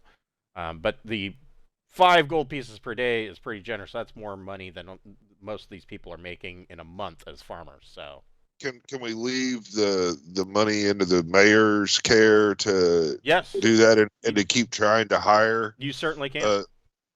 people for us in our absence as we're thinking about going and taking care of those bandits? Yes, you most certainly can. That's excellent. Excellent. This is the burgermeister of the town and the town council tells you that when you return from dealing with the bandits, they have had a meeting. They would like to give you, when you return, they would like to give you the manor. And of course, that will take some money on your part to renovate. But you can discuss that when you come back. Yeah. Well, thank you. That's very generous, and we will definitely bring that up when we return. Okay. So now that we've got all of that paperwork over and done with, so have you guys made your purchases and are ready to travel? Yes. Yeah. I bought some odds and ends and stuff too, like some random shit. Yeah. It was all cheap, so yeah. Yeah. Have cold weather gear will travel. Yeah. Yep. Okay. So it takes you about a day to the Barbarous Trade Bridge is very wide. It is very long, of course, because the river is quite wide. Like I said, the river is not very long from north to south, but it is very wide. And it at its mouth, it just dumps out directly into the Dragon Sea. And at the mouth of the river, of course, and that's not where you're traveling at this point, but there is a port, or was a port. It is now quite literally in name a ghost town. It was known as the port at Tassadantalus's Tower, and so there's 2 things there. The first thing that was constructed at the mouth of the Great River was Tassadantalus's Tower. Tassadantalus being a archmage, the most famous archmage in the region, and it is said that he was an avatar of the known gods, and that he was able to speak and do mathematical equations at the age of 3. He was teaching himself the spell Read Magic by the age of 4, and that he was, in his early 20s, he had built the tower literally overnight, and then he, being a forward thinker, he figured that it would be a good idea if the Glossian Empire at the time was going to be on the international stage and be known as an actual empire in more than just name, that they needed a port. And so this port, he set about building this port, and it's this grand, massive port where it can dock the biggest of trade ships coming from Orentis, and that port has been closed by Belution. Belution basically closed the borders of the Empire, and it now sits empty, quote unquote, empty, and is a place of fear. People don't generally like to travel. They try to skirt around the edges of the port. But you spend a day and you travel across the trade bridge. Now, of course, the trade bridge is down here, and there you all are. I suppose we can kind of spread people out a bit. Oh, we need to name the dog, don't we? Oh The yeah, new dog. you need a dog as well. Crap. I can't think of anything stupid to name it. Scooter. Oh, Yeller. Yeller. Yeah. There you go. Okay. Yeller. Yeller the dog.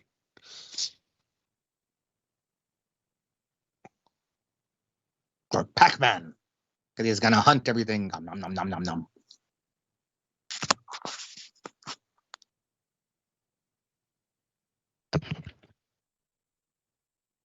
Just resizing some of these. I understand. Because they are ginormous.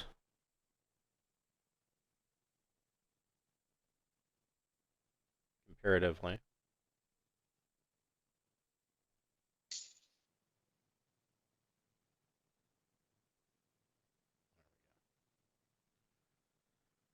And so I'm just going to copy Willow, the war dog, and rename Willow. So what are we naming the dog? Yeller.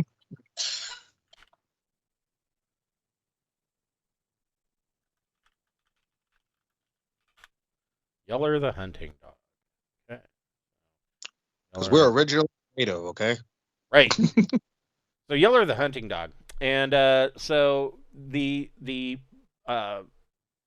biggest thing about this side of the barbarous trade bridge is that the Eastern Tradeway, which is this road, has actually been paved by the dwarves of Zlatoheim with actual marble paving stones. And so the road here is very hard. It's very smooth. It's got a polish to it.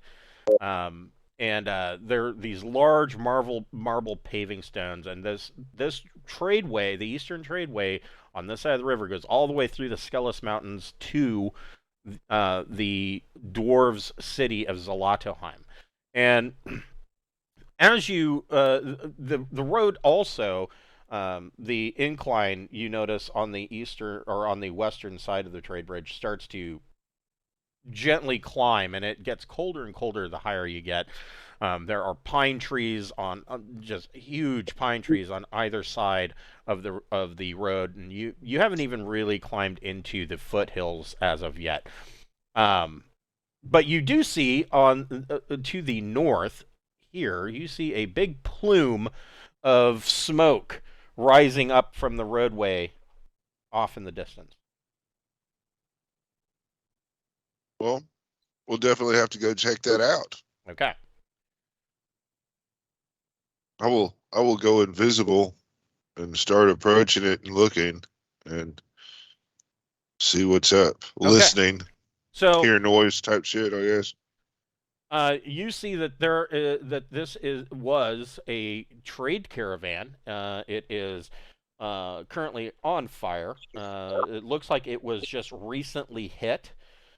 There are bodies of teamsters and merchants that are laying about the site. There are horses and oxen that are dead, that are filled with long arrows, like long, huge arrows with greasy black fletching. You can tell that this caravan was. It's immediate that this was obviously hit by orcs.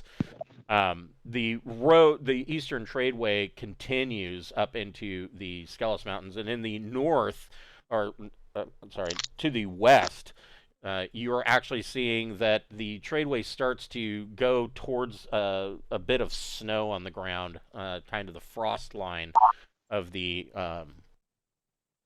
foothills. And then back, of course, the Barber's Trade Bridge is behind you. You do know that the Eastern Tradeway, as to the north and west, it as it climbs into the foothills, into past the frost line, it starts the terrain starts to get a little bit more rough, but the marble paving stones continue up through the snow.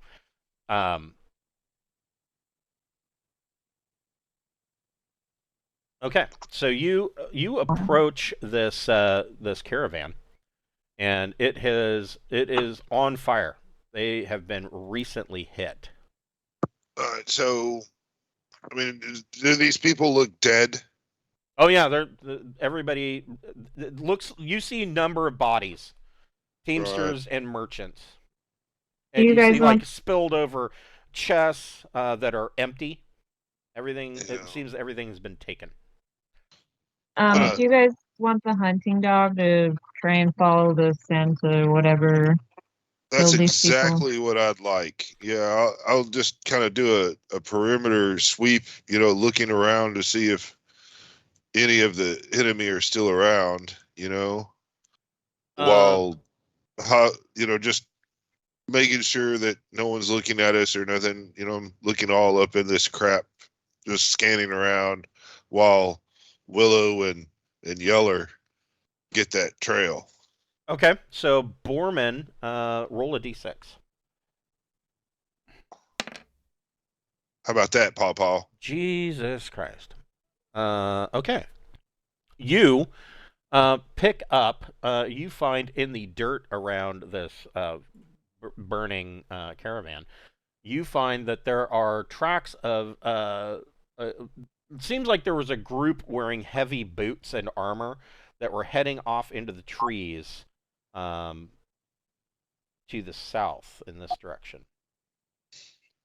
Well, that's definitely where we want to, start Yeller at. Oh wait. Yeah, let's go. Sorry, it would be the south in this direction.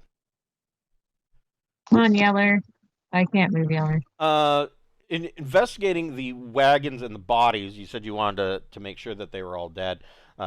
They are riddled with arrows, and you recognize the rough craftsmanship of orcs. And it appears that one of the oxen was butchered and dressed on site. Rude. So they basically carved off hunks of meat. Can you give her the ability to control Yeller? Oh, sorry.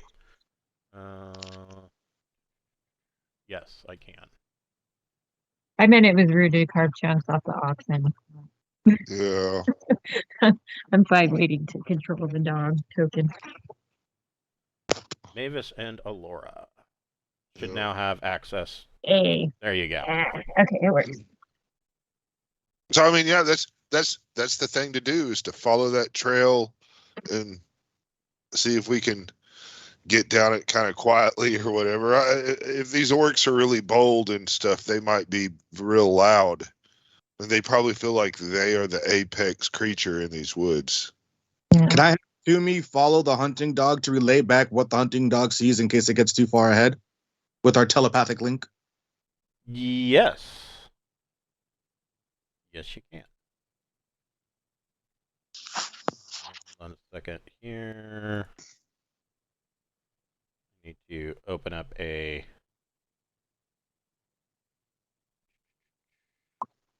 Need to open up a DM's map.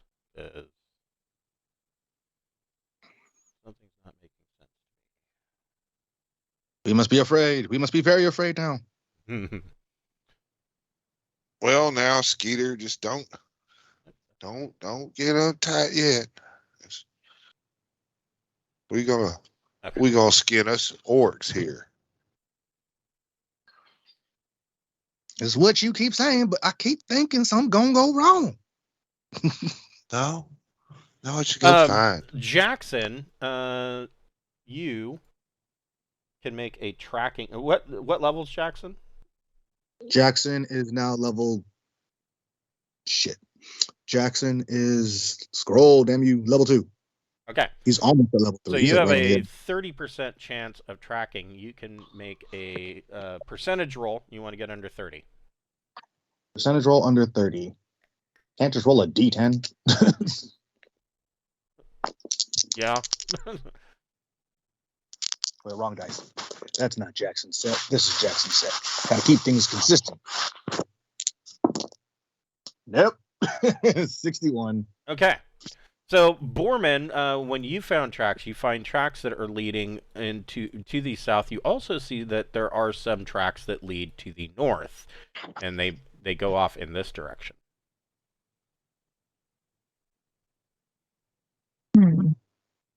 They're headed both ways. What's looks like Yeller's. geographically there? Yeah, it looks like Yeller's going this way though. Right? Yeah, Yeller. So Yeller, let me. I mean, part of the trait of a hunting dog is once they get on the scent, they're very difficult to get off the trail. Well, let me see exactly what scent they pick up. Dog. Well, I thought we'd use like the arrows or I don't know. Yeah, something. we could do that. Yeah, stick an orc something under his nose and go get him, boy. Yeah. So chase him down a hoodoo day. That's from Born on the Bayou. Makes it real. So yeah, Yeller's not really pegged on a particular scent. Oh shit! Bad Yeller. Yeah. Yeller needs to level. I guess the level of dog. I don't know. All right. Well, seeing as I rolled, I seem to be given a thing. I'm just going to follow the trail this way. If that's got the heavy booted people, so you're going to continue heading to the south. Yeah. Hopefully our the hunting dog or something can get on the trail and get us going. But if need be, I'll follow that trail. Okay.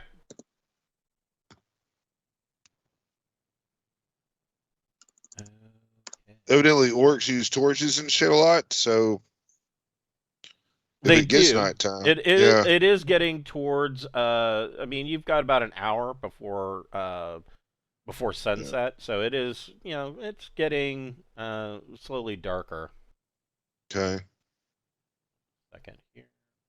And I'll try to find a broken twig or a bent over branch or something that maybe I can help direct the damn hunting dog onto what to smell and what I'm wanting to follow.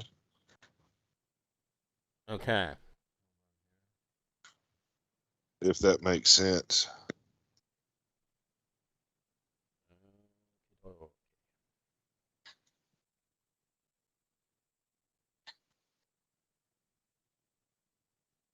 I'll look for traps as I go along too.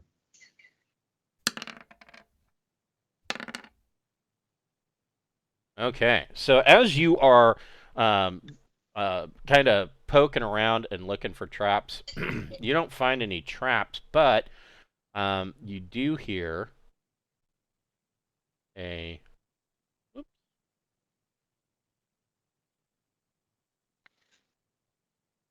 Oh, I did level. Are you level 3 now? Yeah. Nice. I had experience I didn't put in from last time.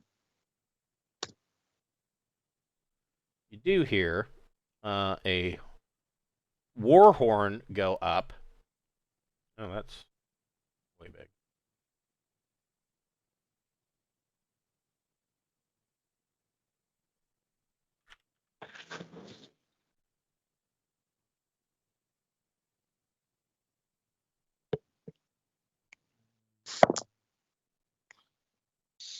I forgot to say this shit like I'm sneaking and all that. I got you, but it is what it is.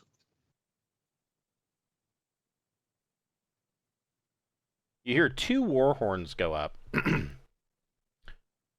and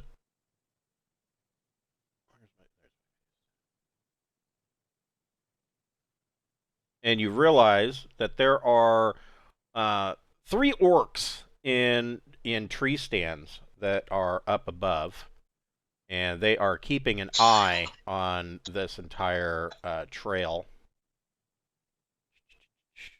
They get a 0. 1 second. Let me throw you guys up on the initiative stack so that you can do the thing.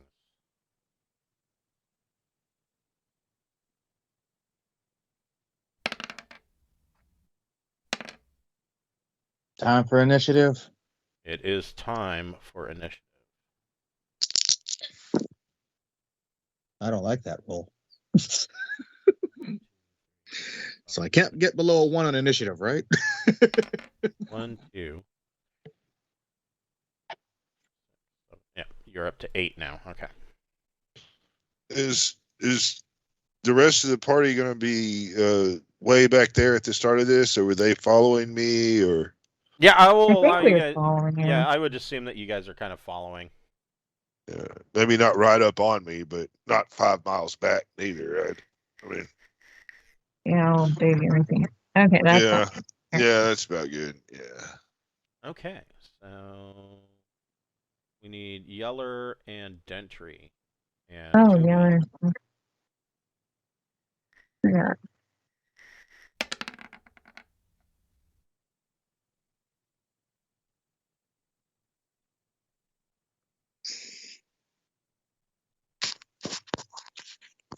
Not great rolls to start things off, but you know.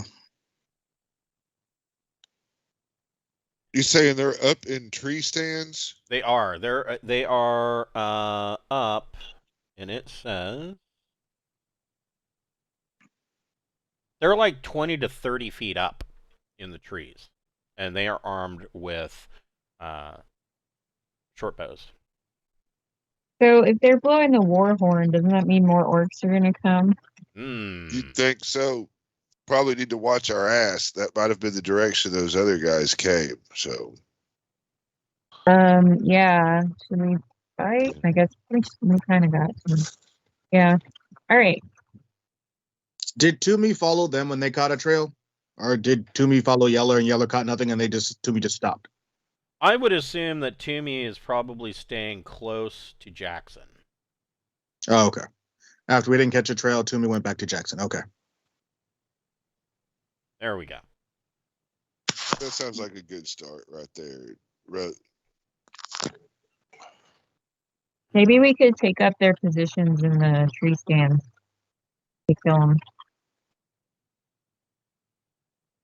Do Might we be know? good for the weaker characters.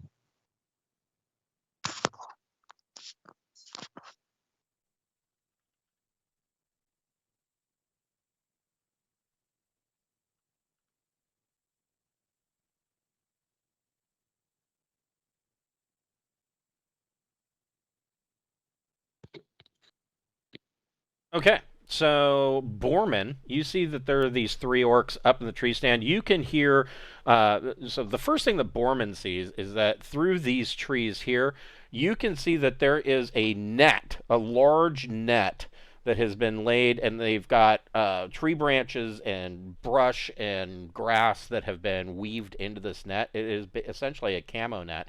And the end of this thing flips up, and you can see that there is a small orc camp here, and there are 3 more orcs that are joining the fray on the other side of this copse of trees, and they will be coming in. So what does Borman want to do? You got 3 orcs up in tree stands and 3 more that are coming from the camp. I'm going to kind of move Willow with me because I'm going to have him on a leash, kind of thing. Okay. And I'm gonna, so Willow's grappled. Well, you know what I mean. Right? Yeah. No, I get it. Yeah, I'm gonna come and take him and put him behind this tree here, for right now. Okay. And I'm gonna use the tree as cover, and with my longbow, I'm gonna go ahead and let this guy have a little what for. Go for it.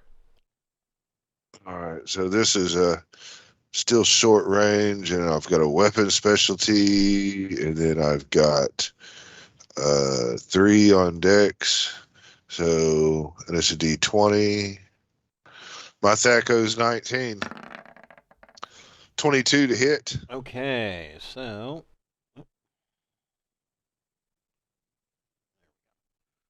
that goes 19, 22 hits.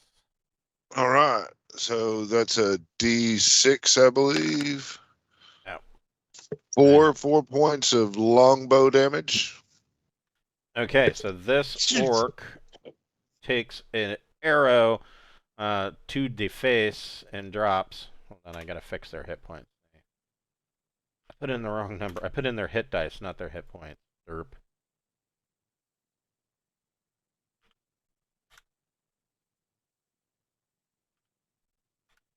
That's better.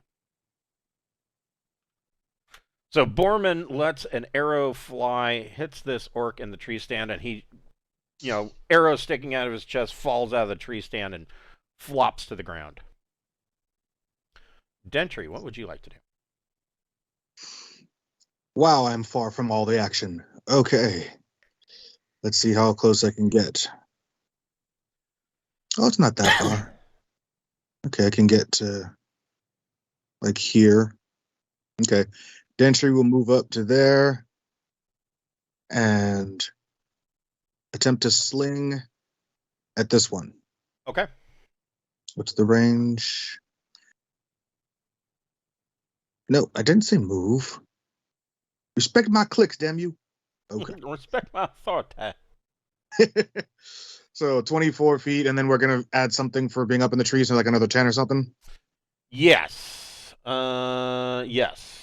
So, you're looking That's still like feet. 30, I'm using a sling. 34 feet. Okay. I'm using a sling, so it's still inside the 40-foot range of the sling. Let me pull this up. Armor. A sling. Yeah, short range is 5 to 40, so you're still at a +1 to hit. Sweet. And if I have a dex modifier, I would apply it, but I don't. So Dentry just goes for it as is. Come on, Dentry. 19. That's a miss. 19 is a miss. It is. Oh, wait, Fuck. I'm sorry. No, you did hit. My bad. Thank God. What the fuck? Are they in like gold? They have shields? Yeah, now? sorry.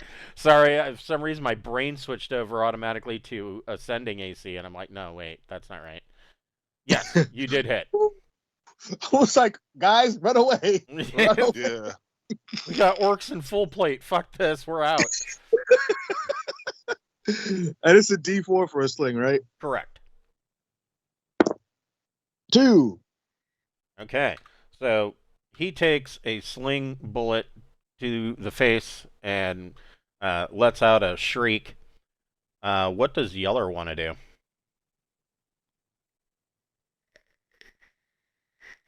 Can't really reach them in the tree stands, right? No. So I mean, I'm gonna Yeller can go to the base of a tree stand and bark. be on it. Well, yeah, I'll- or keep them up in the tree stand. If he's at the bottom, they certainly aren't going to try to climb down. Okay, I'm just gonna point him this way to be between Aurora and any potential threats, I guess. Okay. All right. Watching our ass. Yeah. That's a good spot for the hound dog because his AC sucks. What does Willow want to do? Willow is restrained and does not have free will right now. Okay, He's so you're kind of he's kind of sitting behind a tree.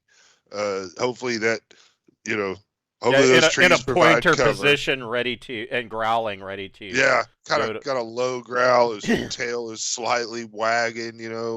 Ears are kind of perked up. Because he's wanting to Okay. see something. But What does Allura want to do? Maybe try and sling a rock. So you'd be where you're I at. need You're to going to be move. hard pressed to try. Well, Maybe I could move somewhere. Let me see. yeah, you're at medium range for just about everything, but you're I move. yeah, there you go. You could hit this guy here. Okay.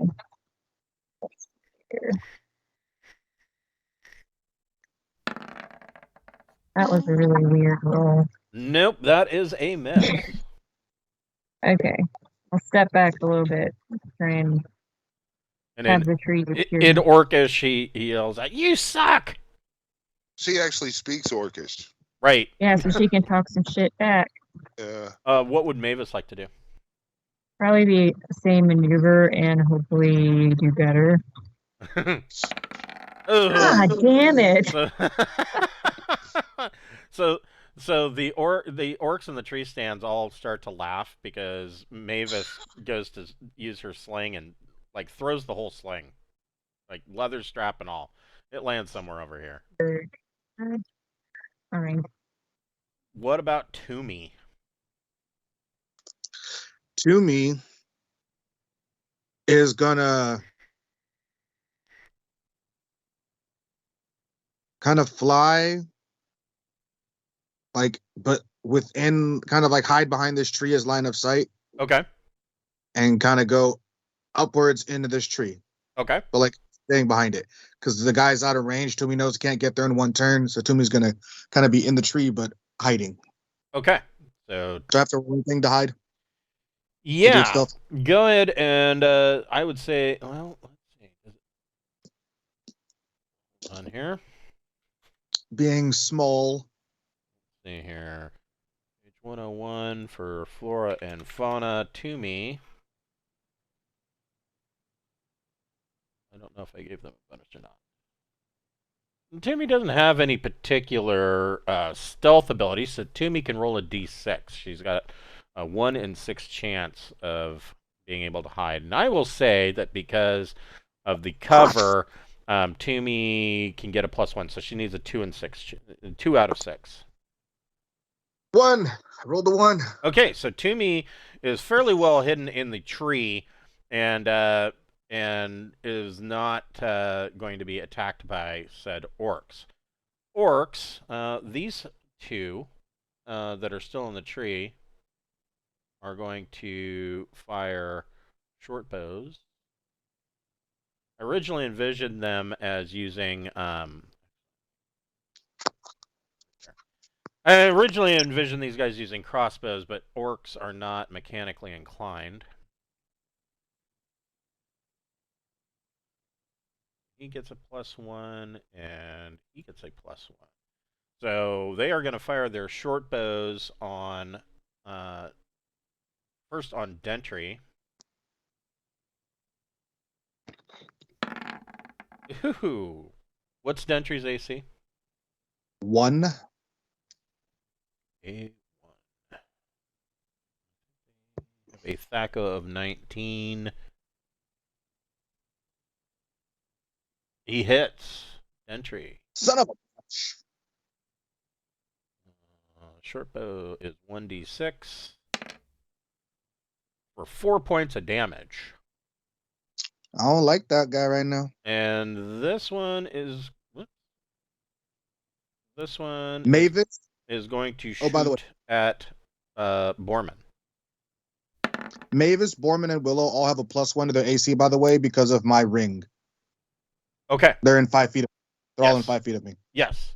And so this work mixes with an 11. These orcs back here, they have a movement of 40 feet. Orcs can flat move. And they are charging into battle.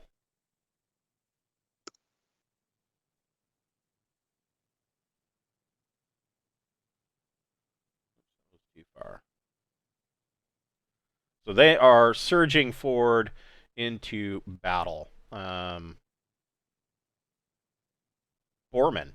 what would you like to do?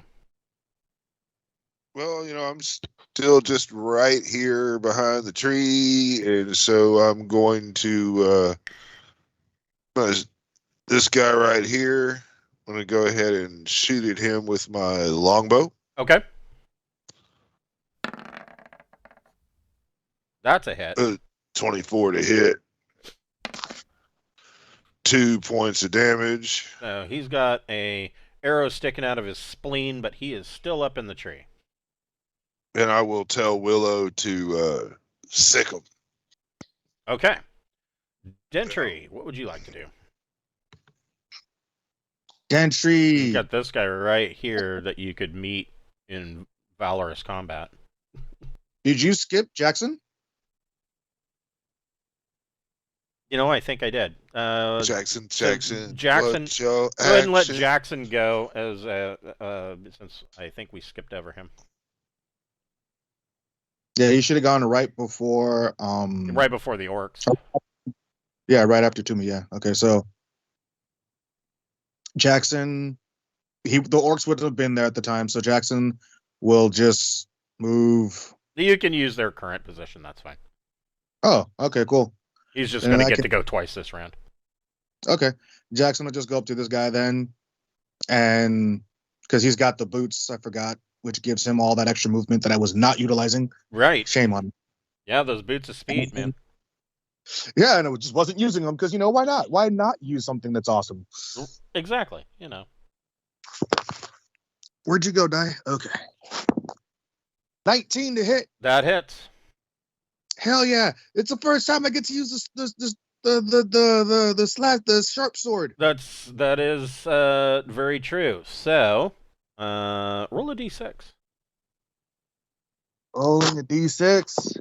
I got a 5. Okay, so that is going to be, let's see, 1, 2, 3, 4, 5, 6. So 5 is going to be his right leg is severed. Roll damage. 8. Holy shit. So Jackson runs up and cuts off this orc's leg comes right off, and he severs the femoral artery, and the orc falls to the ground and bleeds out rather quickly. Like, just blood gushes out, and he's done. Yeller the hunting dog. Wait, does Dentry have to go? I'm sorry, what was that? Dentry still has to go. Oh, that's right. What does Dentry want? Trying to skip everybody. Why are you trying to skip us? Well, because we got fucked up in our order. So Dentry, what does Dentry want to do? All right, Dentry's gonna drop the sling and pull a sword. Okay. How does that look in terms of action? I'm just going to allow you to do that. Sweet. And then Dentry will move up to this one. Okay. And attempt an attack. All right. I'm gonna assume that a 5 misses. Yes, the orc raises a wood shield and blocks Dentry's attack. So now, Yeller the hunting dog. Yeller's kind of watching our 6 here. I guess I could, well.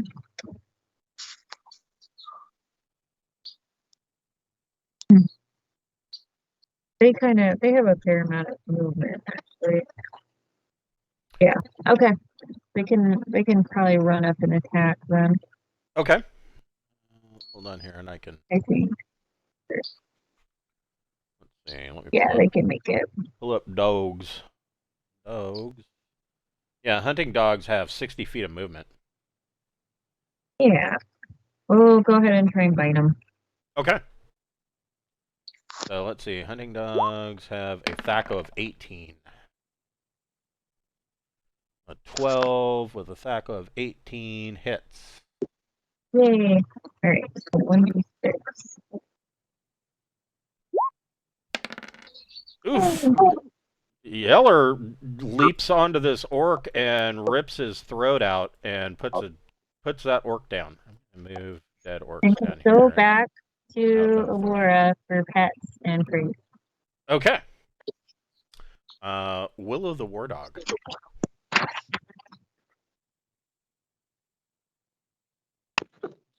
Willow has a THAC0 of 17 Okay. with a 12. That's probably going to hit. That hits. And I'm going to do 2d4.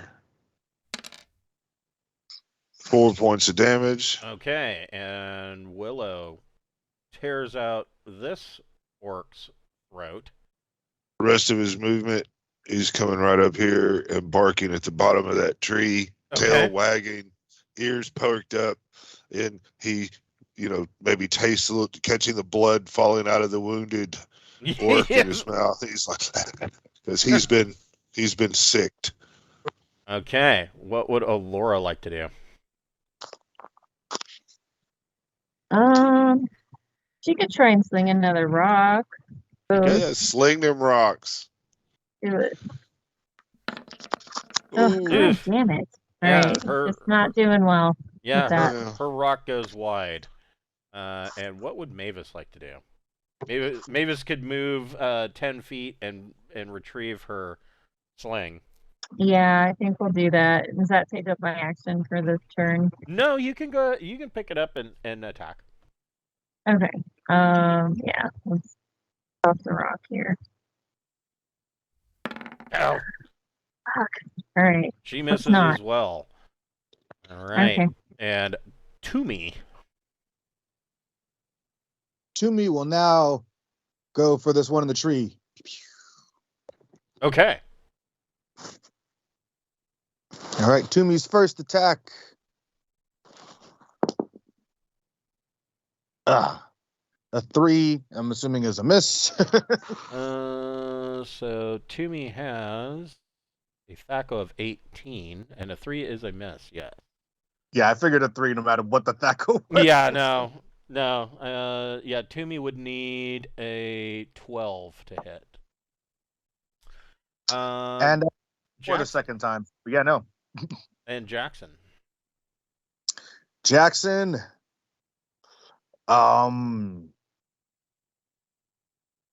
There's nobody else on the ground. The other one's up in the tree, right? Correct. Yeah, this one's up in the tree. This one's stuck up in the tree. Now he's got a cat. He's got a dog at the bottom of the tree, so he can't really retreat, and he's got a cat that's slashing at him up in the tree. My sword wouldn't be able to cut a tree down, would it? It would take a long time. Yeah. Swords aren't really designed for chopping. But it's a magical sharp sword. It'll take you days, really scarred up trunk. I've been at this for like a week. Nah, in that case, Jackson will probably just position himself kind of like near Dentry, but like not in line of sight, maybe. Just like, can't hit you right now. I mean, you could shoot your bow at this one. I guess that's true. Jackson will stab the sword down into the dead body at his feet and pull out the bow instead. Okay. And miss with a 3. Okay. Well, that answers that question.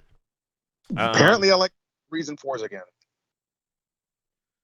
So this orc up here is going to deal with the threat at hand, drop his bow, and pulls out his battle axe, and is going to swing on Toomey. Toomey has an AC of 2. Live, Toomey, live. Ugh! Ooh. And this idiot orc falls out of the tree and lands prone, but he's also going to take... I don't know if he's going to survive the tree. He probably won't survive the fall, but he will still get bit by Willow. Oh, he most certainly does not survive the fall. He falls out of the tree and hits pretty much every branch on the way down and dies in a broken crumble at the bottom of the tree. this orc is going to fire his happened? short. I'm sorry, what was that? Toomey distracted him, and he lost his balance. That's what happened. Right. Yes. And so this orc is going to shoot his short bow at Dentry. Are you shitting me? I got another 1. That's what you got. Fuck me. All right. He breaks his bowstring, and his only option left at this point is to climb down out of the tree with his battle axe. Borman, what would you like to do? I'm gonna shoot at him with my longbow.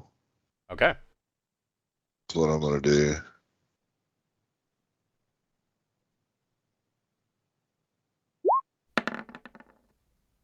Woo. 24 to hit. That hits. Another 2 points of damage. Okay. So That's 4 total, I think. that is correct, sir. Yeah, maybe. Forgot to Maybe. open up my time tracker.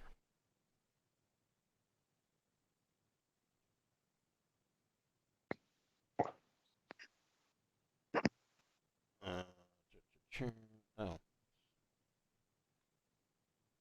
Derp. That's where I had kept some of my campaign notes. All right. So with another 2 points of damage, this orc takes the arrow and dies. Let me figure this out.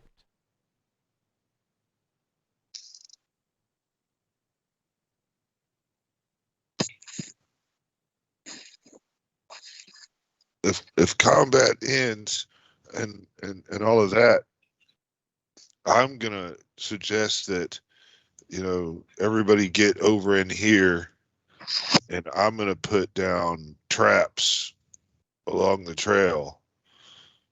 And I mean, we set off those horns. If the orcs went the other way, then they're headed this way. Okay. So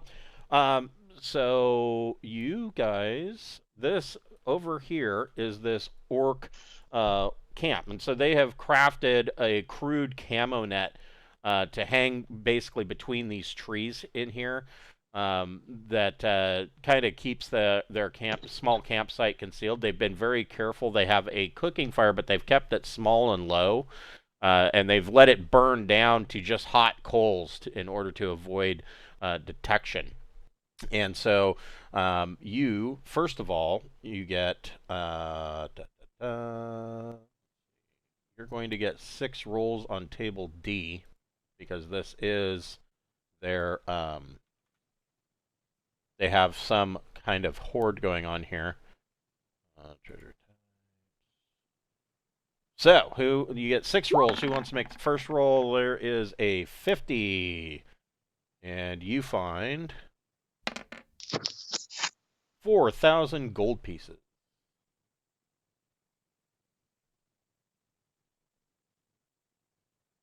Who wants to make the next roll? 31. I'll do the jewelry and crap that we get, and if someone else wants to keep track of the gold and stuff. Oh, yes. That's my job. Yeah. You find another 5,000 gold pieces. All right, so 9,000 so far. That's a hefty sum. Yeah. Third roll. 18.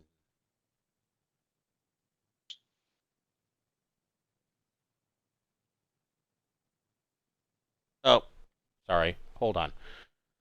Scratch what I just said. No. About the 9,000 gold pieces. I knew that was a little high. No. It said 6 and 7.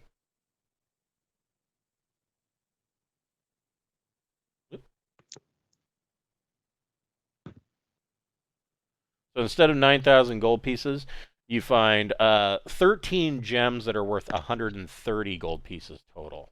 Oh, look at you. 13 now you down to the gem. gems worth how much? 130 total. 30. And the last roll for 18, that...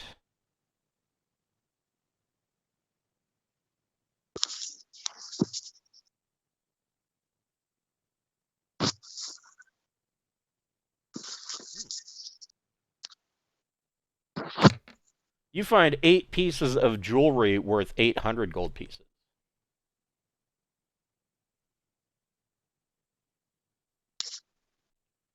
Fourth roll. Anybody? Anybody? Hold on. Worth how much? 800. Okay. 30.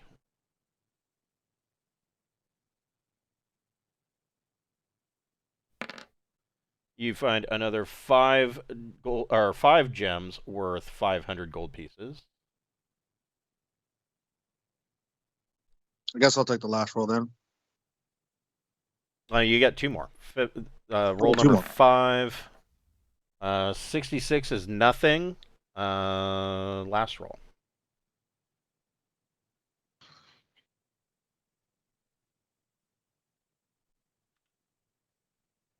Anybody? Mavis or Allura. Mavis and or Allura. Okay, I'll make one. You have to. We all had to make 2. It is the tax okay. of playing the game. 65 is nothing. Nothing. Yeah, Why are sorry. you trying to copy me? Don't copy me. Roll better. We came out really nice right then. I mean That's true. that's a That's lot of good. experience points worth of treasure there. Oh, but wait, we're not done yet. And we're not done. There's more. So I'll bring back up my bag of shit I gotta sell. So in the camp, you also find that they have stashed. They've got a couple of chests that are full of stuff. In that, you find 200 platinum pieces. Haha, Got it. that's your turn, Dentry. Got it. And I need to pull up my economics and trade. There's what? There's there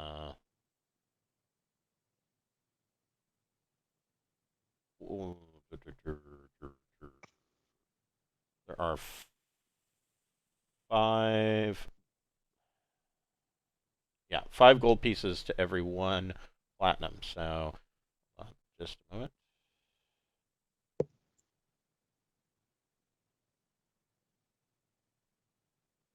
Okay, so that. Okay.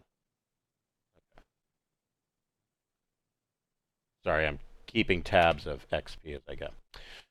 There is 1,200 gold pieces. 1,200 gold.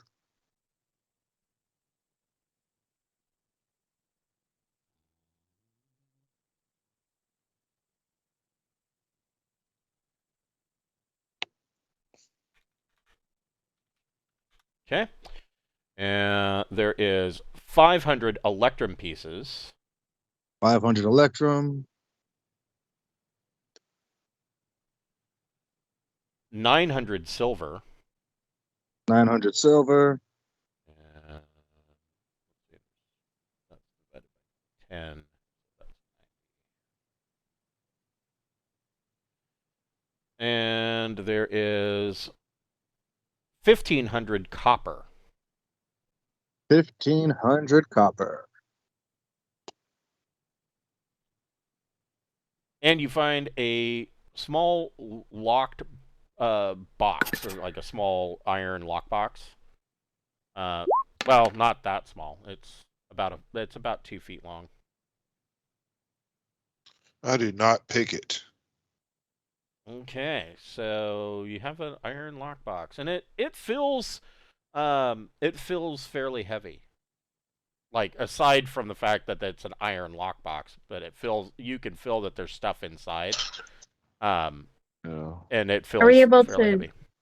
Are we allowed to use strength and like the crowbar to open it? You could try to use strength to open it.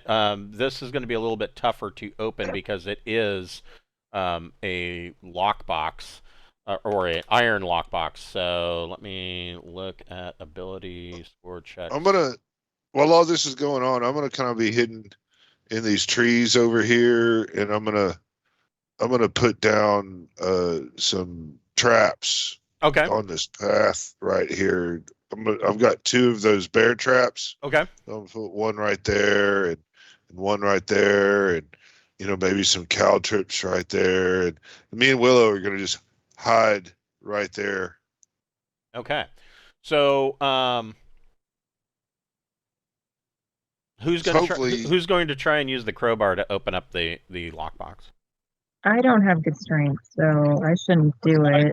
Gentry steps forward and All right. So Muscle. what is Dentry's strength? so +2. So he has a 4. He's going to have a 3 in 6 chance of trying to open this lockbox. Oh. What happened? That number change there, huh? You're usually opening stuck doors is going to be a 4 and 6, but he busts open the lock mechanism, and expertly opens up this lockbox. Inside are 5 bolts of silk. There's like 1 bolt of red silk, a bolt of blue, yellow, etc., green. These are each worth 250 each. Oh. I got it. There. It is in the bag of shit I gotta sell. Oh, hold on here. So yeah, these 5 bolts of silk are worth 1,250 total. Yeah. But I like it as having the each, because as I barter and crap on party stuff, I can use these things. Right. Yeah, bolts Yeah. of silk.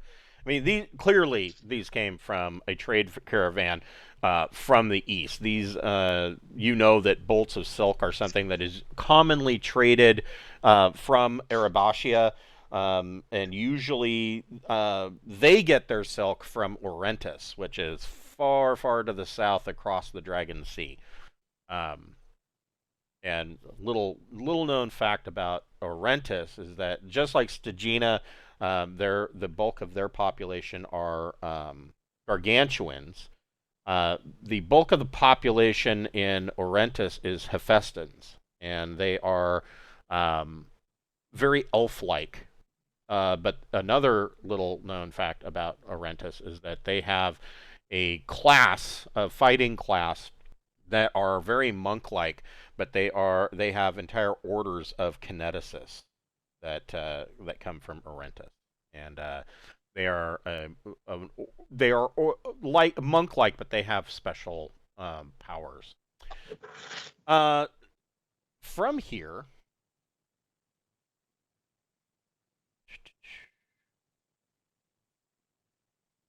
and I need to roll it. And there are no wandering monsters. Oh, cool. And so the horns did not set off any further anything? alarms? No. Yeah. The hunting Okay. dog could smell the actual orcs now, though, and maybe have a chance of Right. Yeah. tracking where they came from. So the hunting dog, following this scent of the orcs, Yeller is leading off in this direction.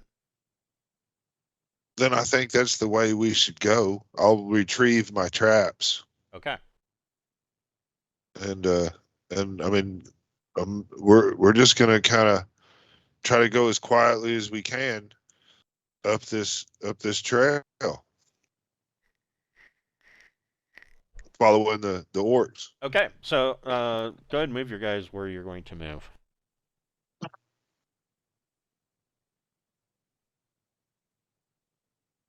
Hmm. So, like I said, the Yeller is heading off, or has picked up the scent and is heading in this direction. Okay, let's move Yeller over there. And so as you get closer, you can see that right in here there is a what appears to be an old campsite, and you can see everybody can roll a d6. all of the non-pet characters.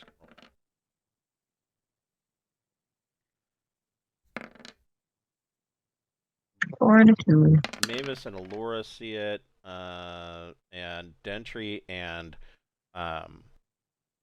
Jackson, you all notice it. There are very obvious heavy boot tracks in this area. Like this campsite's not that old.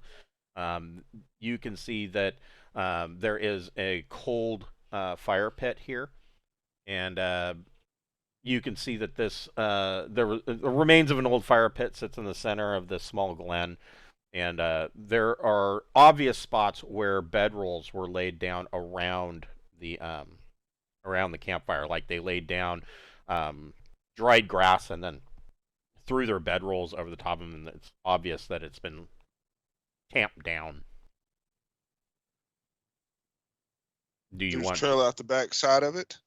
There is a trail that leads off to here, and there is an obvious trail. Let's go. Yeah, let's follow that trail. Oh, Yeller.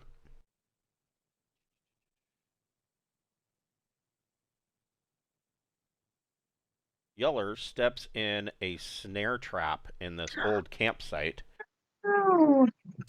Does he get flung like It takes 30 feet away? 2 points of damage and is snapped up, violently whipped up, and is hanging 20 feet from a tree. Oh. Can we get to the rope and let him down? Yeah, Look I for mean, traps. you can cut him down. That was the only trap in there. The dog just ran right into it. All right. He found it. Yeah. Good job, boy. Good job. The dog found the trap. Yeah. Well, we need to continue on. Okay, so that you continue on, and you can see that heading south through these trees, there is a faint dirt trail. It looks like, at first glance, you look at it and you think, well, this is a game trail, but you can see that there have been attempts made to kind of cover this trail up and make it look more like a game trail than it is. And in reality, this trail is actually a road, or not a road. It is a trail used by people with normal feet. Let me find what I'm looking for. We get map switched. Is that what happened? That's what's going to happen, yes. Yeah. Dun dun dun. Green giant. Oh, wait. Oh, well, that looks interesting. Ooh.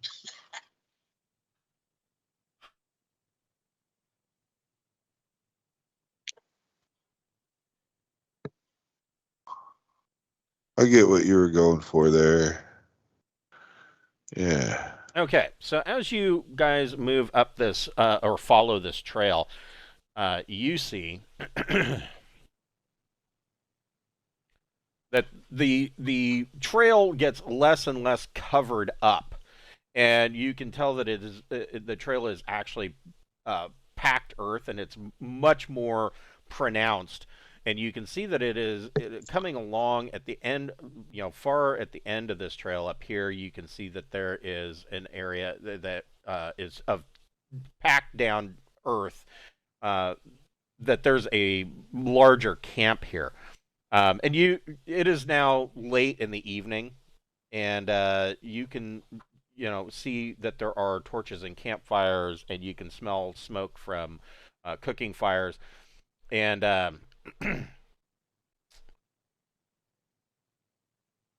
and you can see that this trail leads into a camp.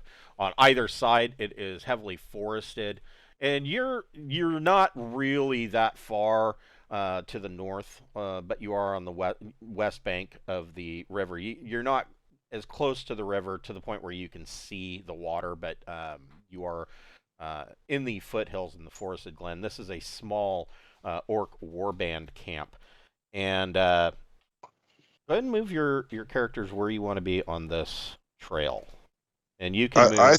Yeah, I want to look for traps. Okay. You Yeah, know, after the last thing. That makes yeah, sense. as I'm just gonna kind of get off here into this foliage and stuff where we can all kind of hide. I'm gonna head off It's that way and look for traps as I Go ahead and make go. go ahead and make a traps check.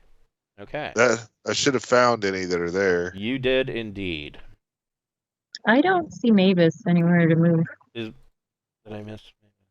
Here, let me. I'm gonna do the. I'm gonna do this again because maybe I missed. Hold on. Before you guys get too excited about moving characters. There she is. Okay. Thank you. So now go ahead and move your characters where you want to be.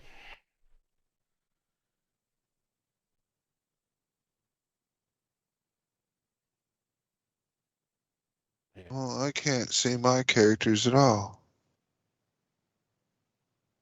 Are you not seeing Borman and Willow? No, I don't. Can you repaste, please? Remove and repaste. I don't know. It saw them for a second, and then as I tried to highlight over them, you moved them, and I mean, I see their names. I just can't see a token to manipulate. Weird. Hold on. You might be experiencing.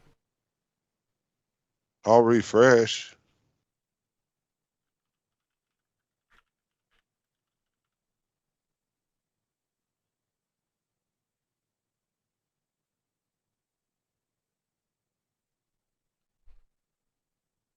So there is a way to fix. And they returned. Oh, they did. Okay.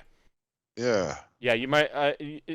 That might be what they're talking about with the broken image thing.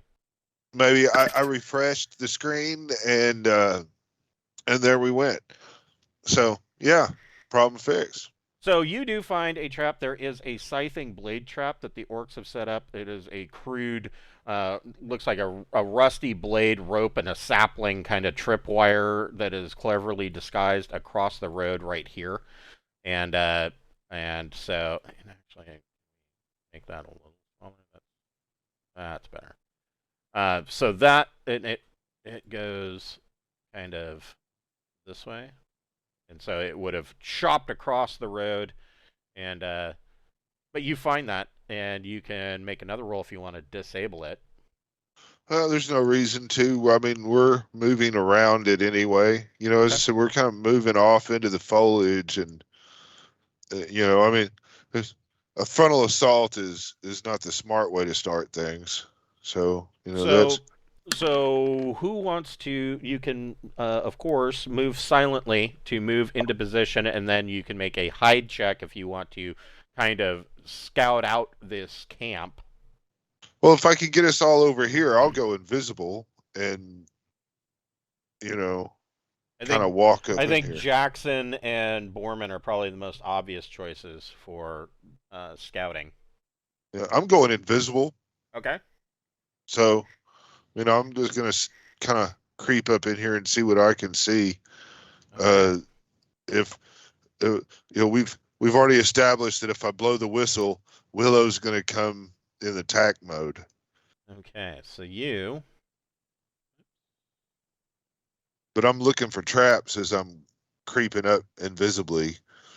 I'll bend over little twigs and stuff, you know, little branches, so anybody wanting to follow can see the trail that I took as I looked for traps and quietly crept up.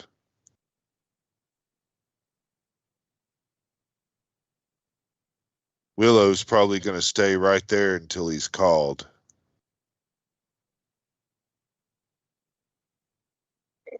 Start creeping up. So you're invisible. Did you roll a move silently check? How about a 2? That should move me silently. That does move you silently.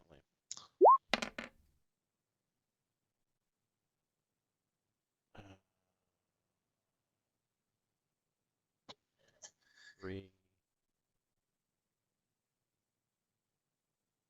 Sorry, getting things put together for what you see. That's cool.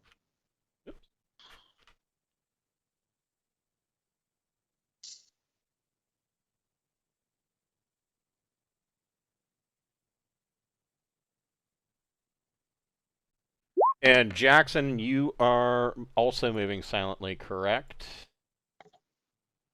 Yes or no?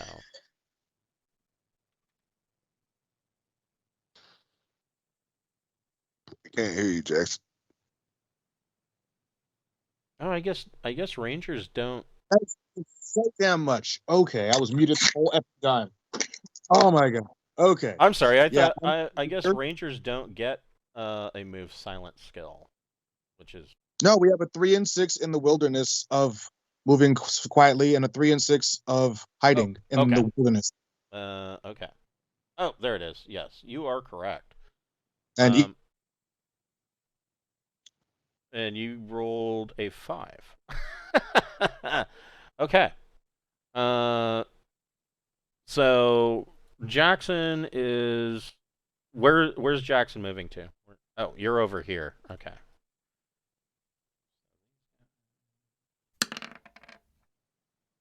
They do not hear Jackson.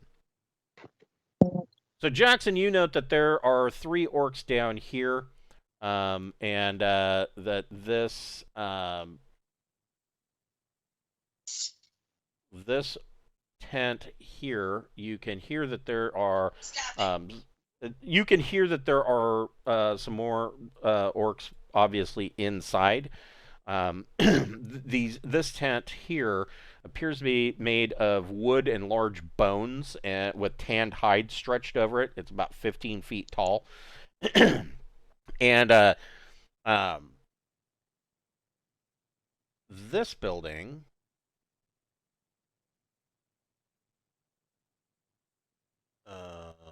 is oddly not.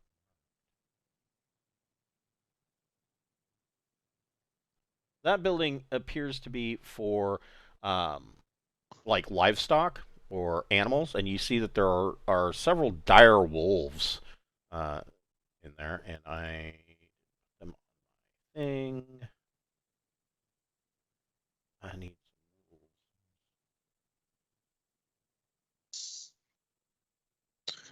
What I'm gonna try to do is I'm gonna try to put some bear traps down in front of these doors before we kick off the fight.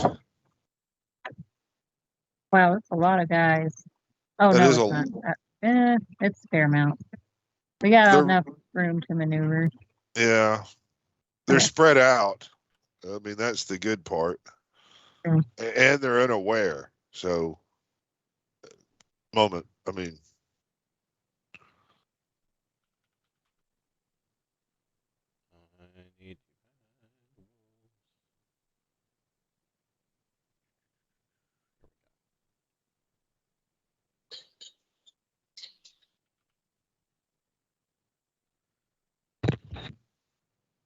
So yeah, you can see that this is obviously some kind of like large barracks tent here. This is where they a pen for dire wolves. You can see that there are 2 dire wolves inside this pen. Boarmen, you can see that there are 3 orcs kind of milling around out here, and this large tent here is made of timber and bone with tanned hide, but it is much taller. It's like 30 feet tall, and you can see that the upper story is vented, and there is fire smoke coming out from inside. It appears that this is some kind of great hall that the orcs like a dining hall kind of place. And then there's this smaller tent next to it, and there is just smoke pouring out the door. There's smoke pouring out from underneath the tent. It appears that this is some kind of smokehouse. And then, of course, there is this massive tent structure that is made of mud brick, and timber, and bone with a tanned hide pulled over it, with a 40-foot tall roof. And these out front, there are these Rok-Skull war banners on either side of the entrance to this large tent. So what I want to do is I'm wanting to creep right over here because I'm invisible, and I want to drop my bear traps right there. Okay. Hold on and let me. I need to re-add you guys to the list because we switched maps.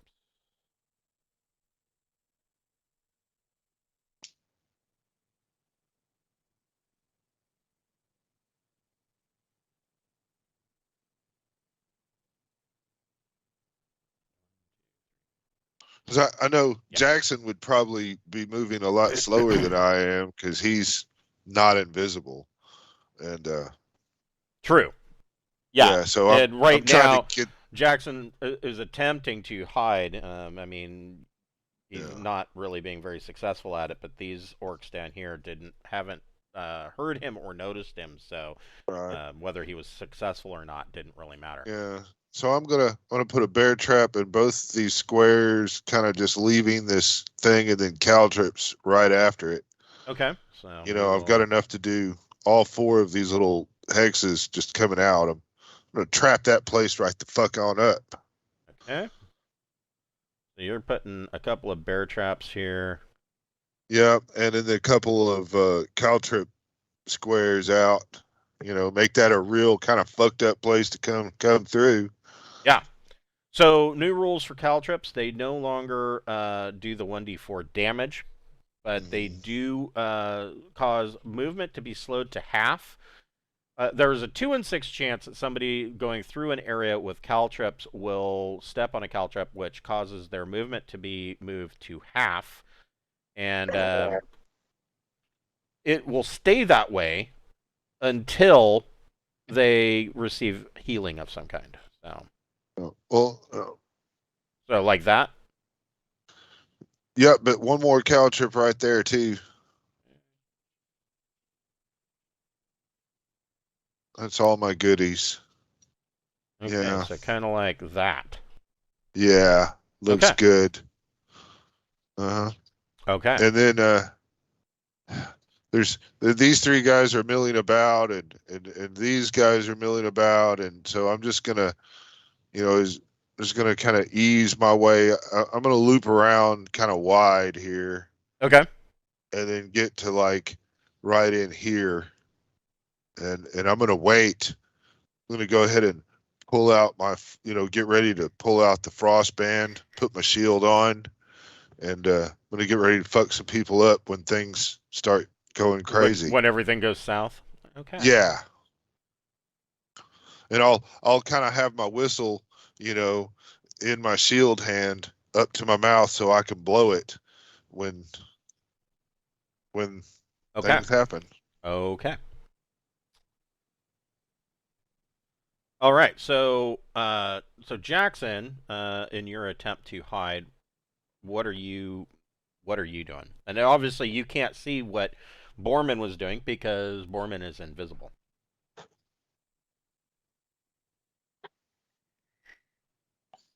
Did he let us know he had some kind of plan before he went out there invisible, or are we just like, where'd he go? If I got the time, I can creep back and say what I've done. Yeah, you could. I mean, but Jackson wouldn't know because Jackson is also scouting the other end. Okay. I think Jackson is muted though.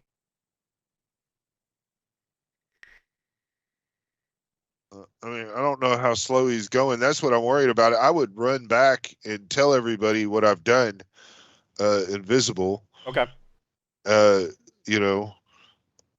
Brian, are you muted? I cannot hear you. Just tell us if you can't talk. Blink if you can hear me.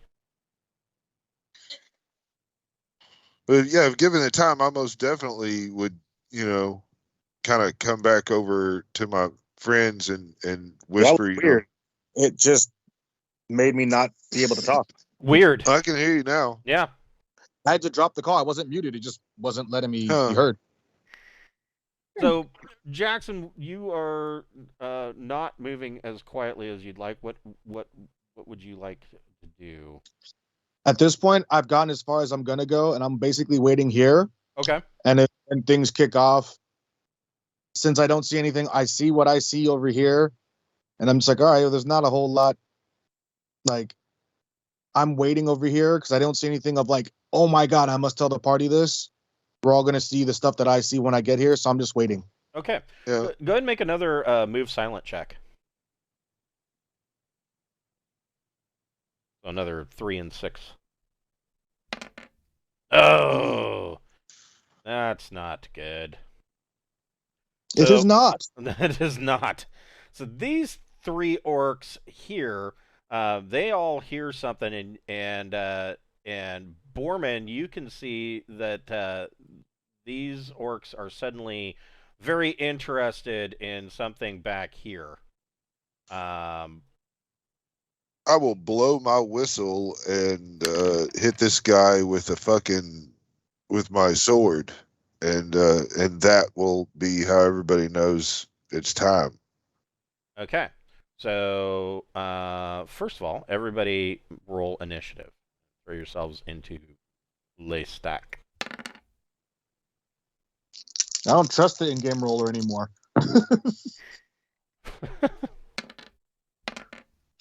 Did me dirty twice. I'm using my own dice.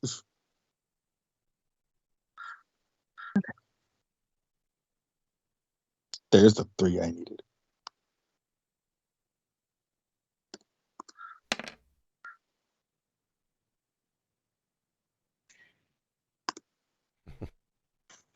But Yeah, I mean, I've got my AC out, and I will definitely be a wonderful distraction for whatever the hell is, as you guys come. By the time Dentry gets up here, that'd be good reinforcements for when things get a little crazy. But I'm very hard to hit, so. You are. And thankfully, I can move fast. Yeah. Okay, so Borman, you have surprise. Which one are you going to backstab? This guy right here. Just Go for gonna it.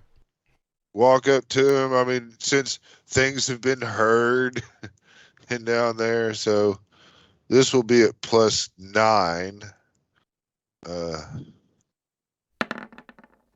Nat 20. So max damage. Yeah, so my Frostbrand does a D8 +1, I believe. Yeah, so Yeah, 9. You backstab this guy, and he is down. You just carve him out. You are no longer invisible. The alarm has gone up. So we are in regular combat. Borman, what would you like to do? I'm gonna walk right over here. I'm gonna hit this guy with my fucking longsword. Go for it. Is what I'm gonna do.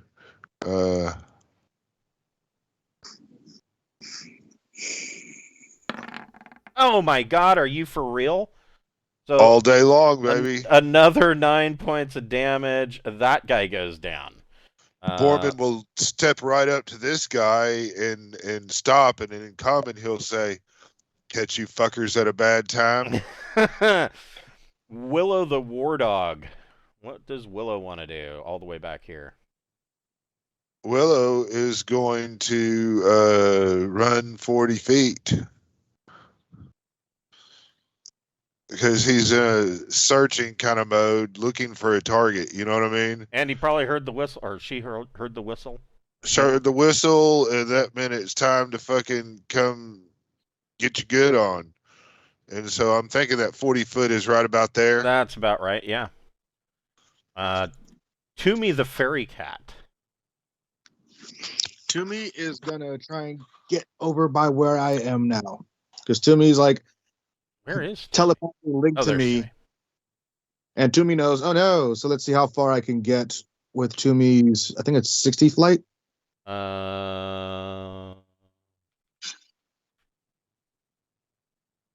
Oops. No, 40 flight. 40 flight.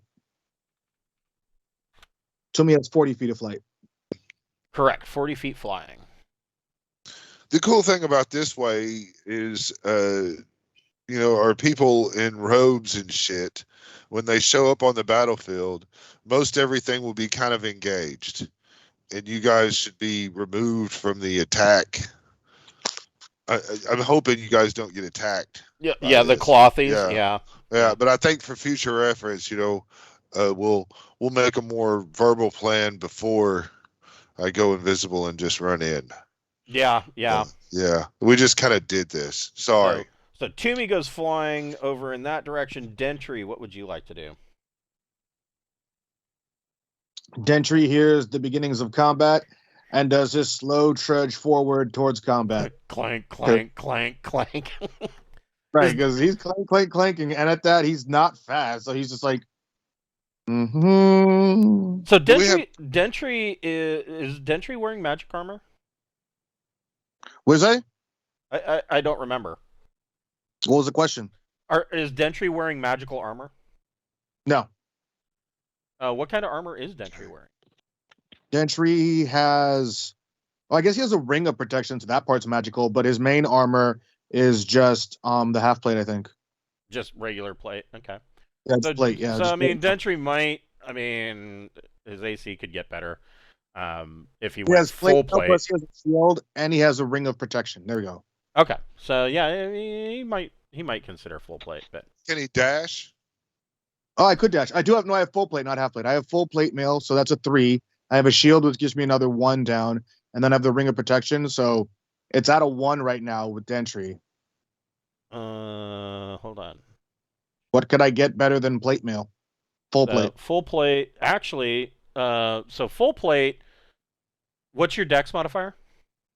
There isn't one. Okay. So full plate would put him at 2 for armor. And then the ring puts me down to 1, right? Correct. And does Dentry use a shield? He does.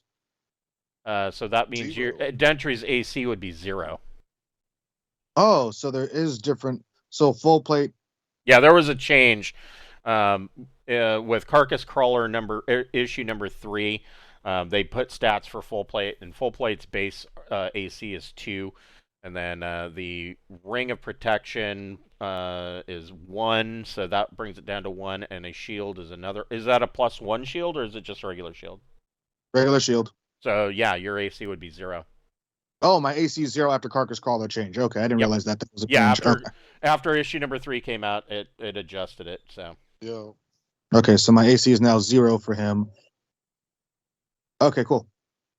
I guess that means Jackson has a slight shift in AC as well because he was wearing chain, but he can't wear. Can he wear? Oh, he's wearing chain, not plate. Chain didn't change. Okay. So yeah, his AC should be the same. All right, so it's a base AC of 2, right? Yeah, for full plate. And then, all right, and then so if my AC is +3, is Borman wearing full plate, or is he wearing just regular plate? Regular plate. Oh, so regular plate doesn't change. Okay, well then I will stay the same. Full plate. So regular. So the difference between plate and full plate. Plate armor pretty much is going to be like a breast piece, maybe a pauldron. But mine's magical, so right. But that's the difference. And then full plate, if you're wearing full plate armor, you're dressed up like you're getting ready to go to a jousting tournament. You are a head to toe tank. Yep. No, then I'm just regular plate mail. My bad. Then I'm only in regular plate because the original armory didn't have a full plate. It just had plate mail. Right.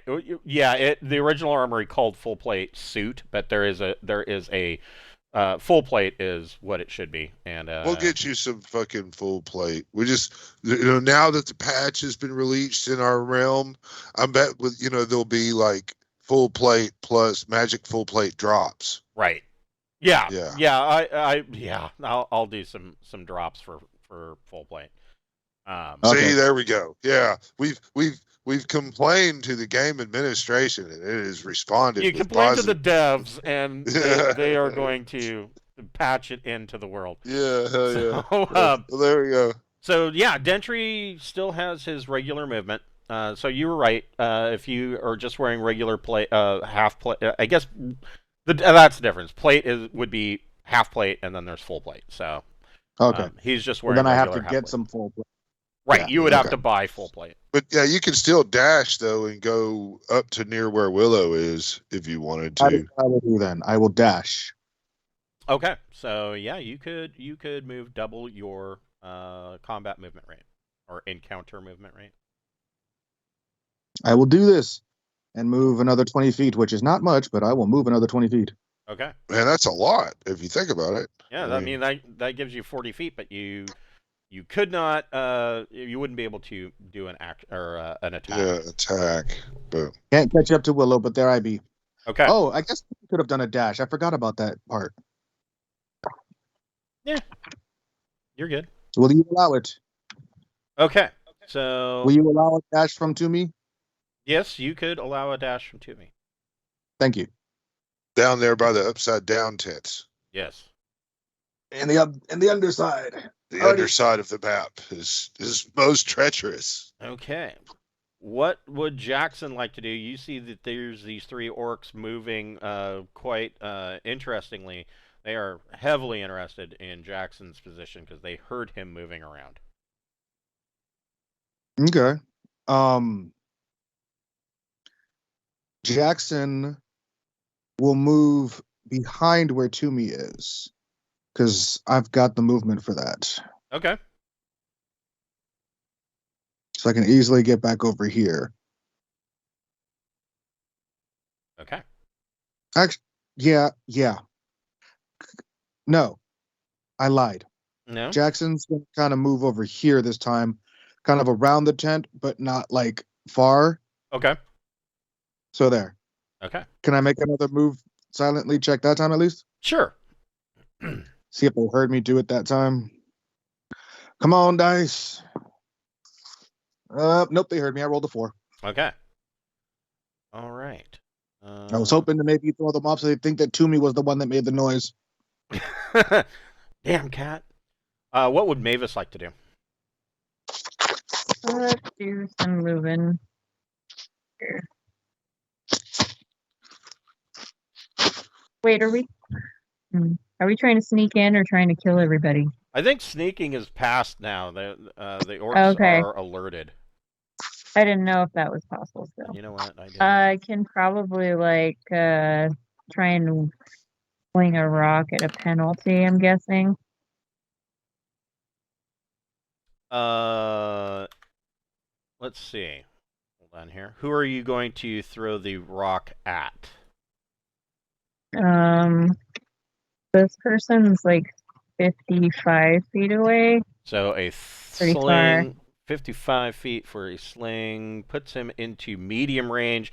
That is going to be at just a normal attack. Oh, cool. Well, great. Do that. Normally you'd get a +1, but you don't. Yeah, my ruling is you get a +1 at short range, it's 0 at medium range, and a -1 at long range because that just seems to make more sense. So an 11 is a miss. Yeah, that sounds right. Okay.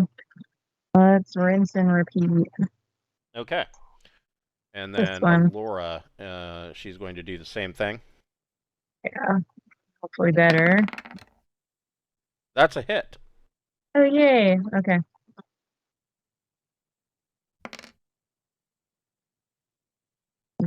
For 2 points. And you were hitting this guy, right? Yeah.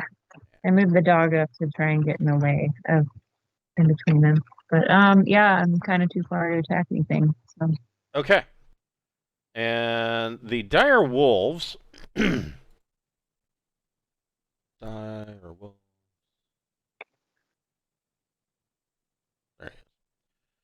Dire wolves are going to attempt to. Let's see, they have 50 feet of movement.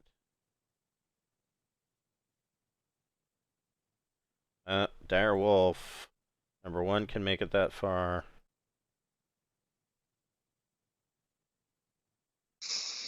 If only I'd moved silently. So the 2 dire wolves tear ass back behind the tent, and they are going to attack Jackson. And this is how Jackson died, making a stupid decision. They have a THACO of 15. What is Jackson's AC? Jackson's AC is 4, I believe, and that is yes, 4. Okay. First dire wolf attack. They get 1 bite attack. 15 hits. Fuck. I believe. Yes. 4.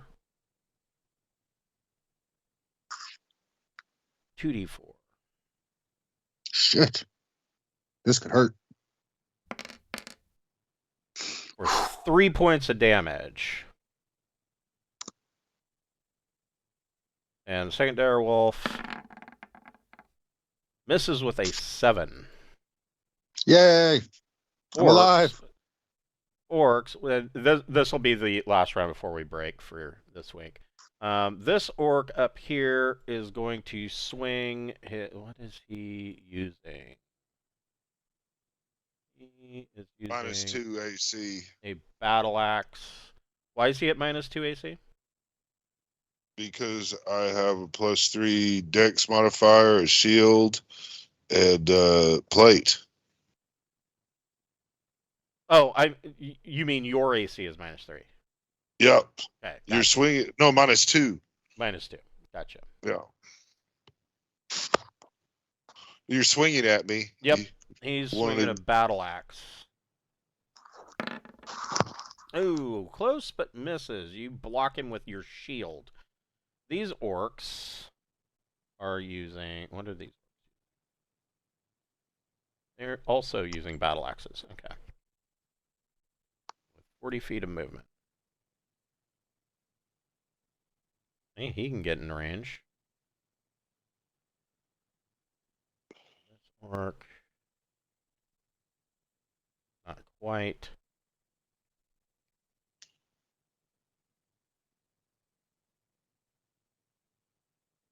Wow, Jackson. That orc, not quite. So one orc can swing his battle axe on Jackson. He misses with a 9. And Yeah, last, very wrong. what do we want Yeller to do? Just getting. I moved Yeller because I guess I got mixed up about the turns. I put Yeller in front of Mavis and Allura, so they just used up their movement. Ooh. Okay, so you moved Yeller, and I need to go to the front of this book.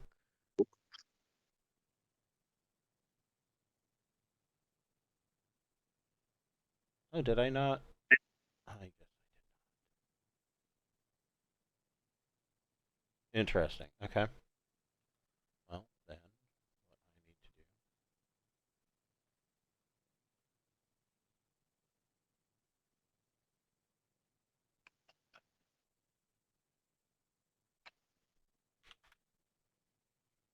do. Designing a wilderness. There we go. Wilderness.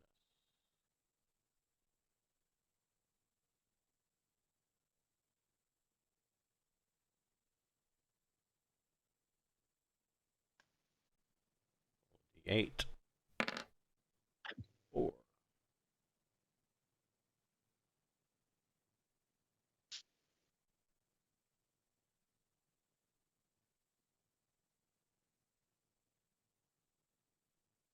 Oops.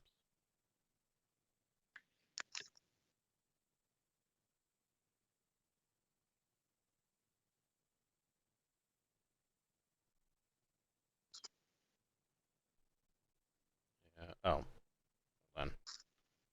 Table B.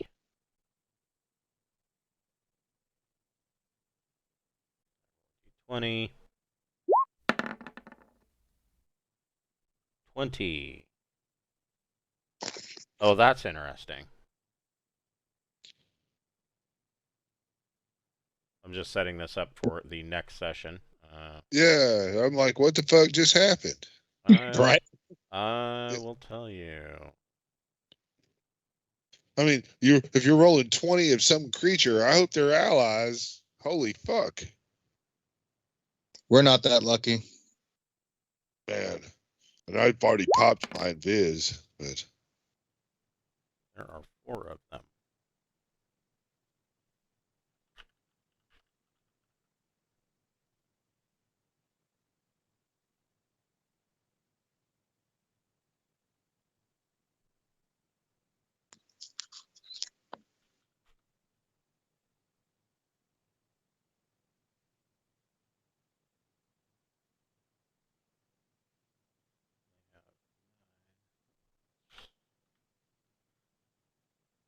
So out of the forest, back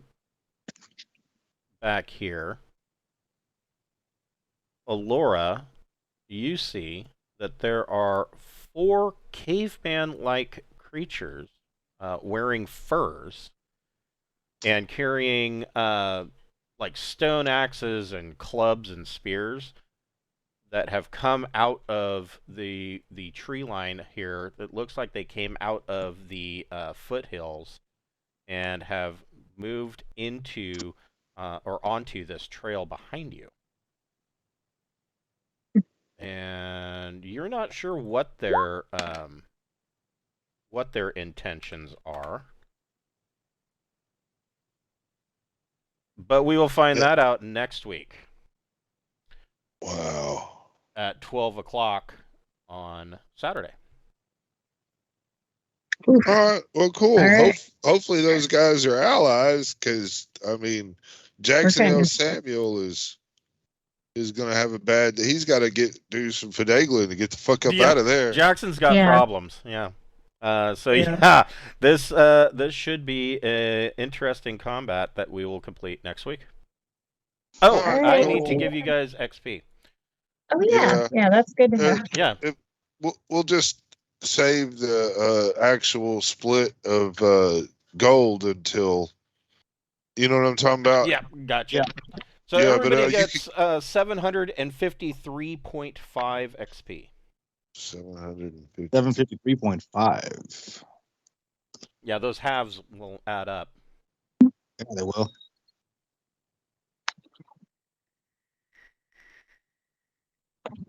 All right. And I may or may not have done anything cool.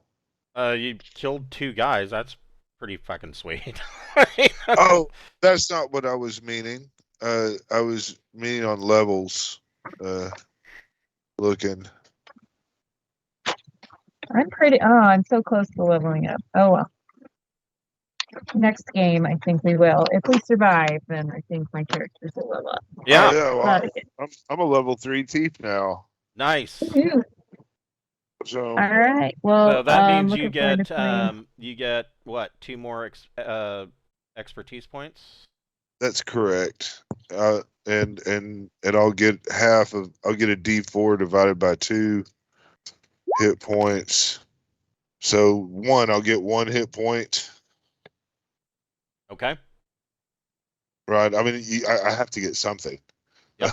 Yep. So 1 hit point. I'm a level 3 thief. That is correct. There you go. And I'll spend my stuff.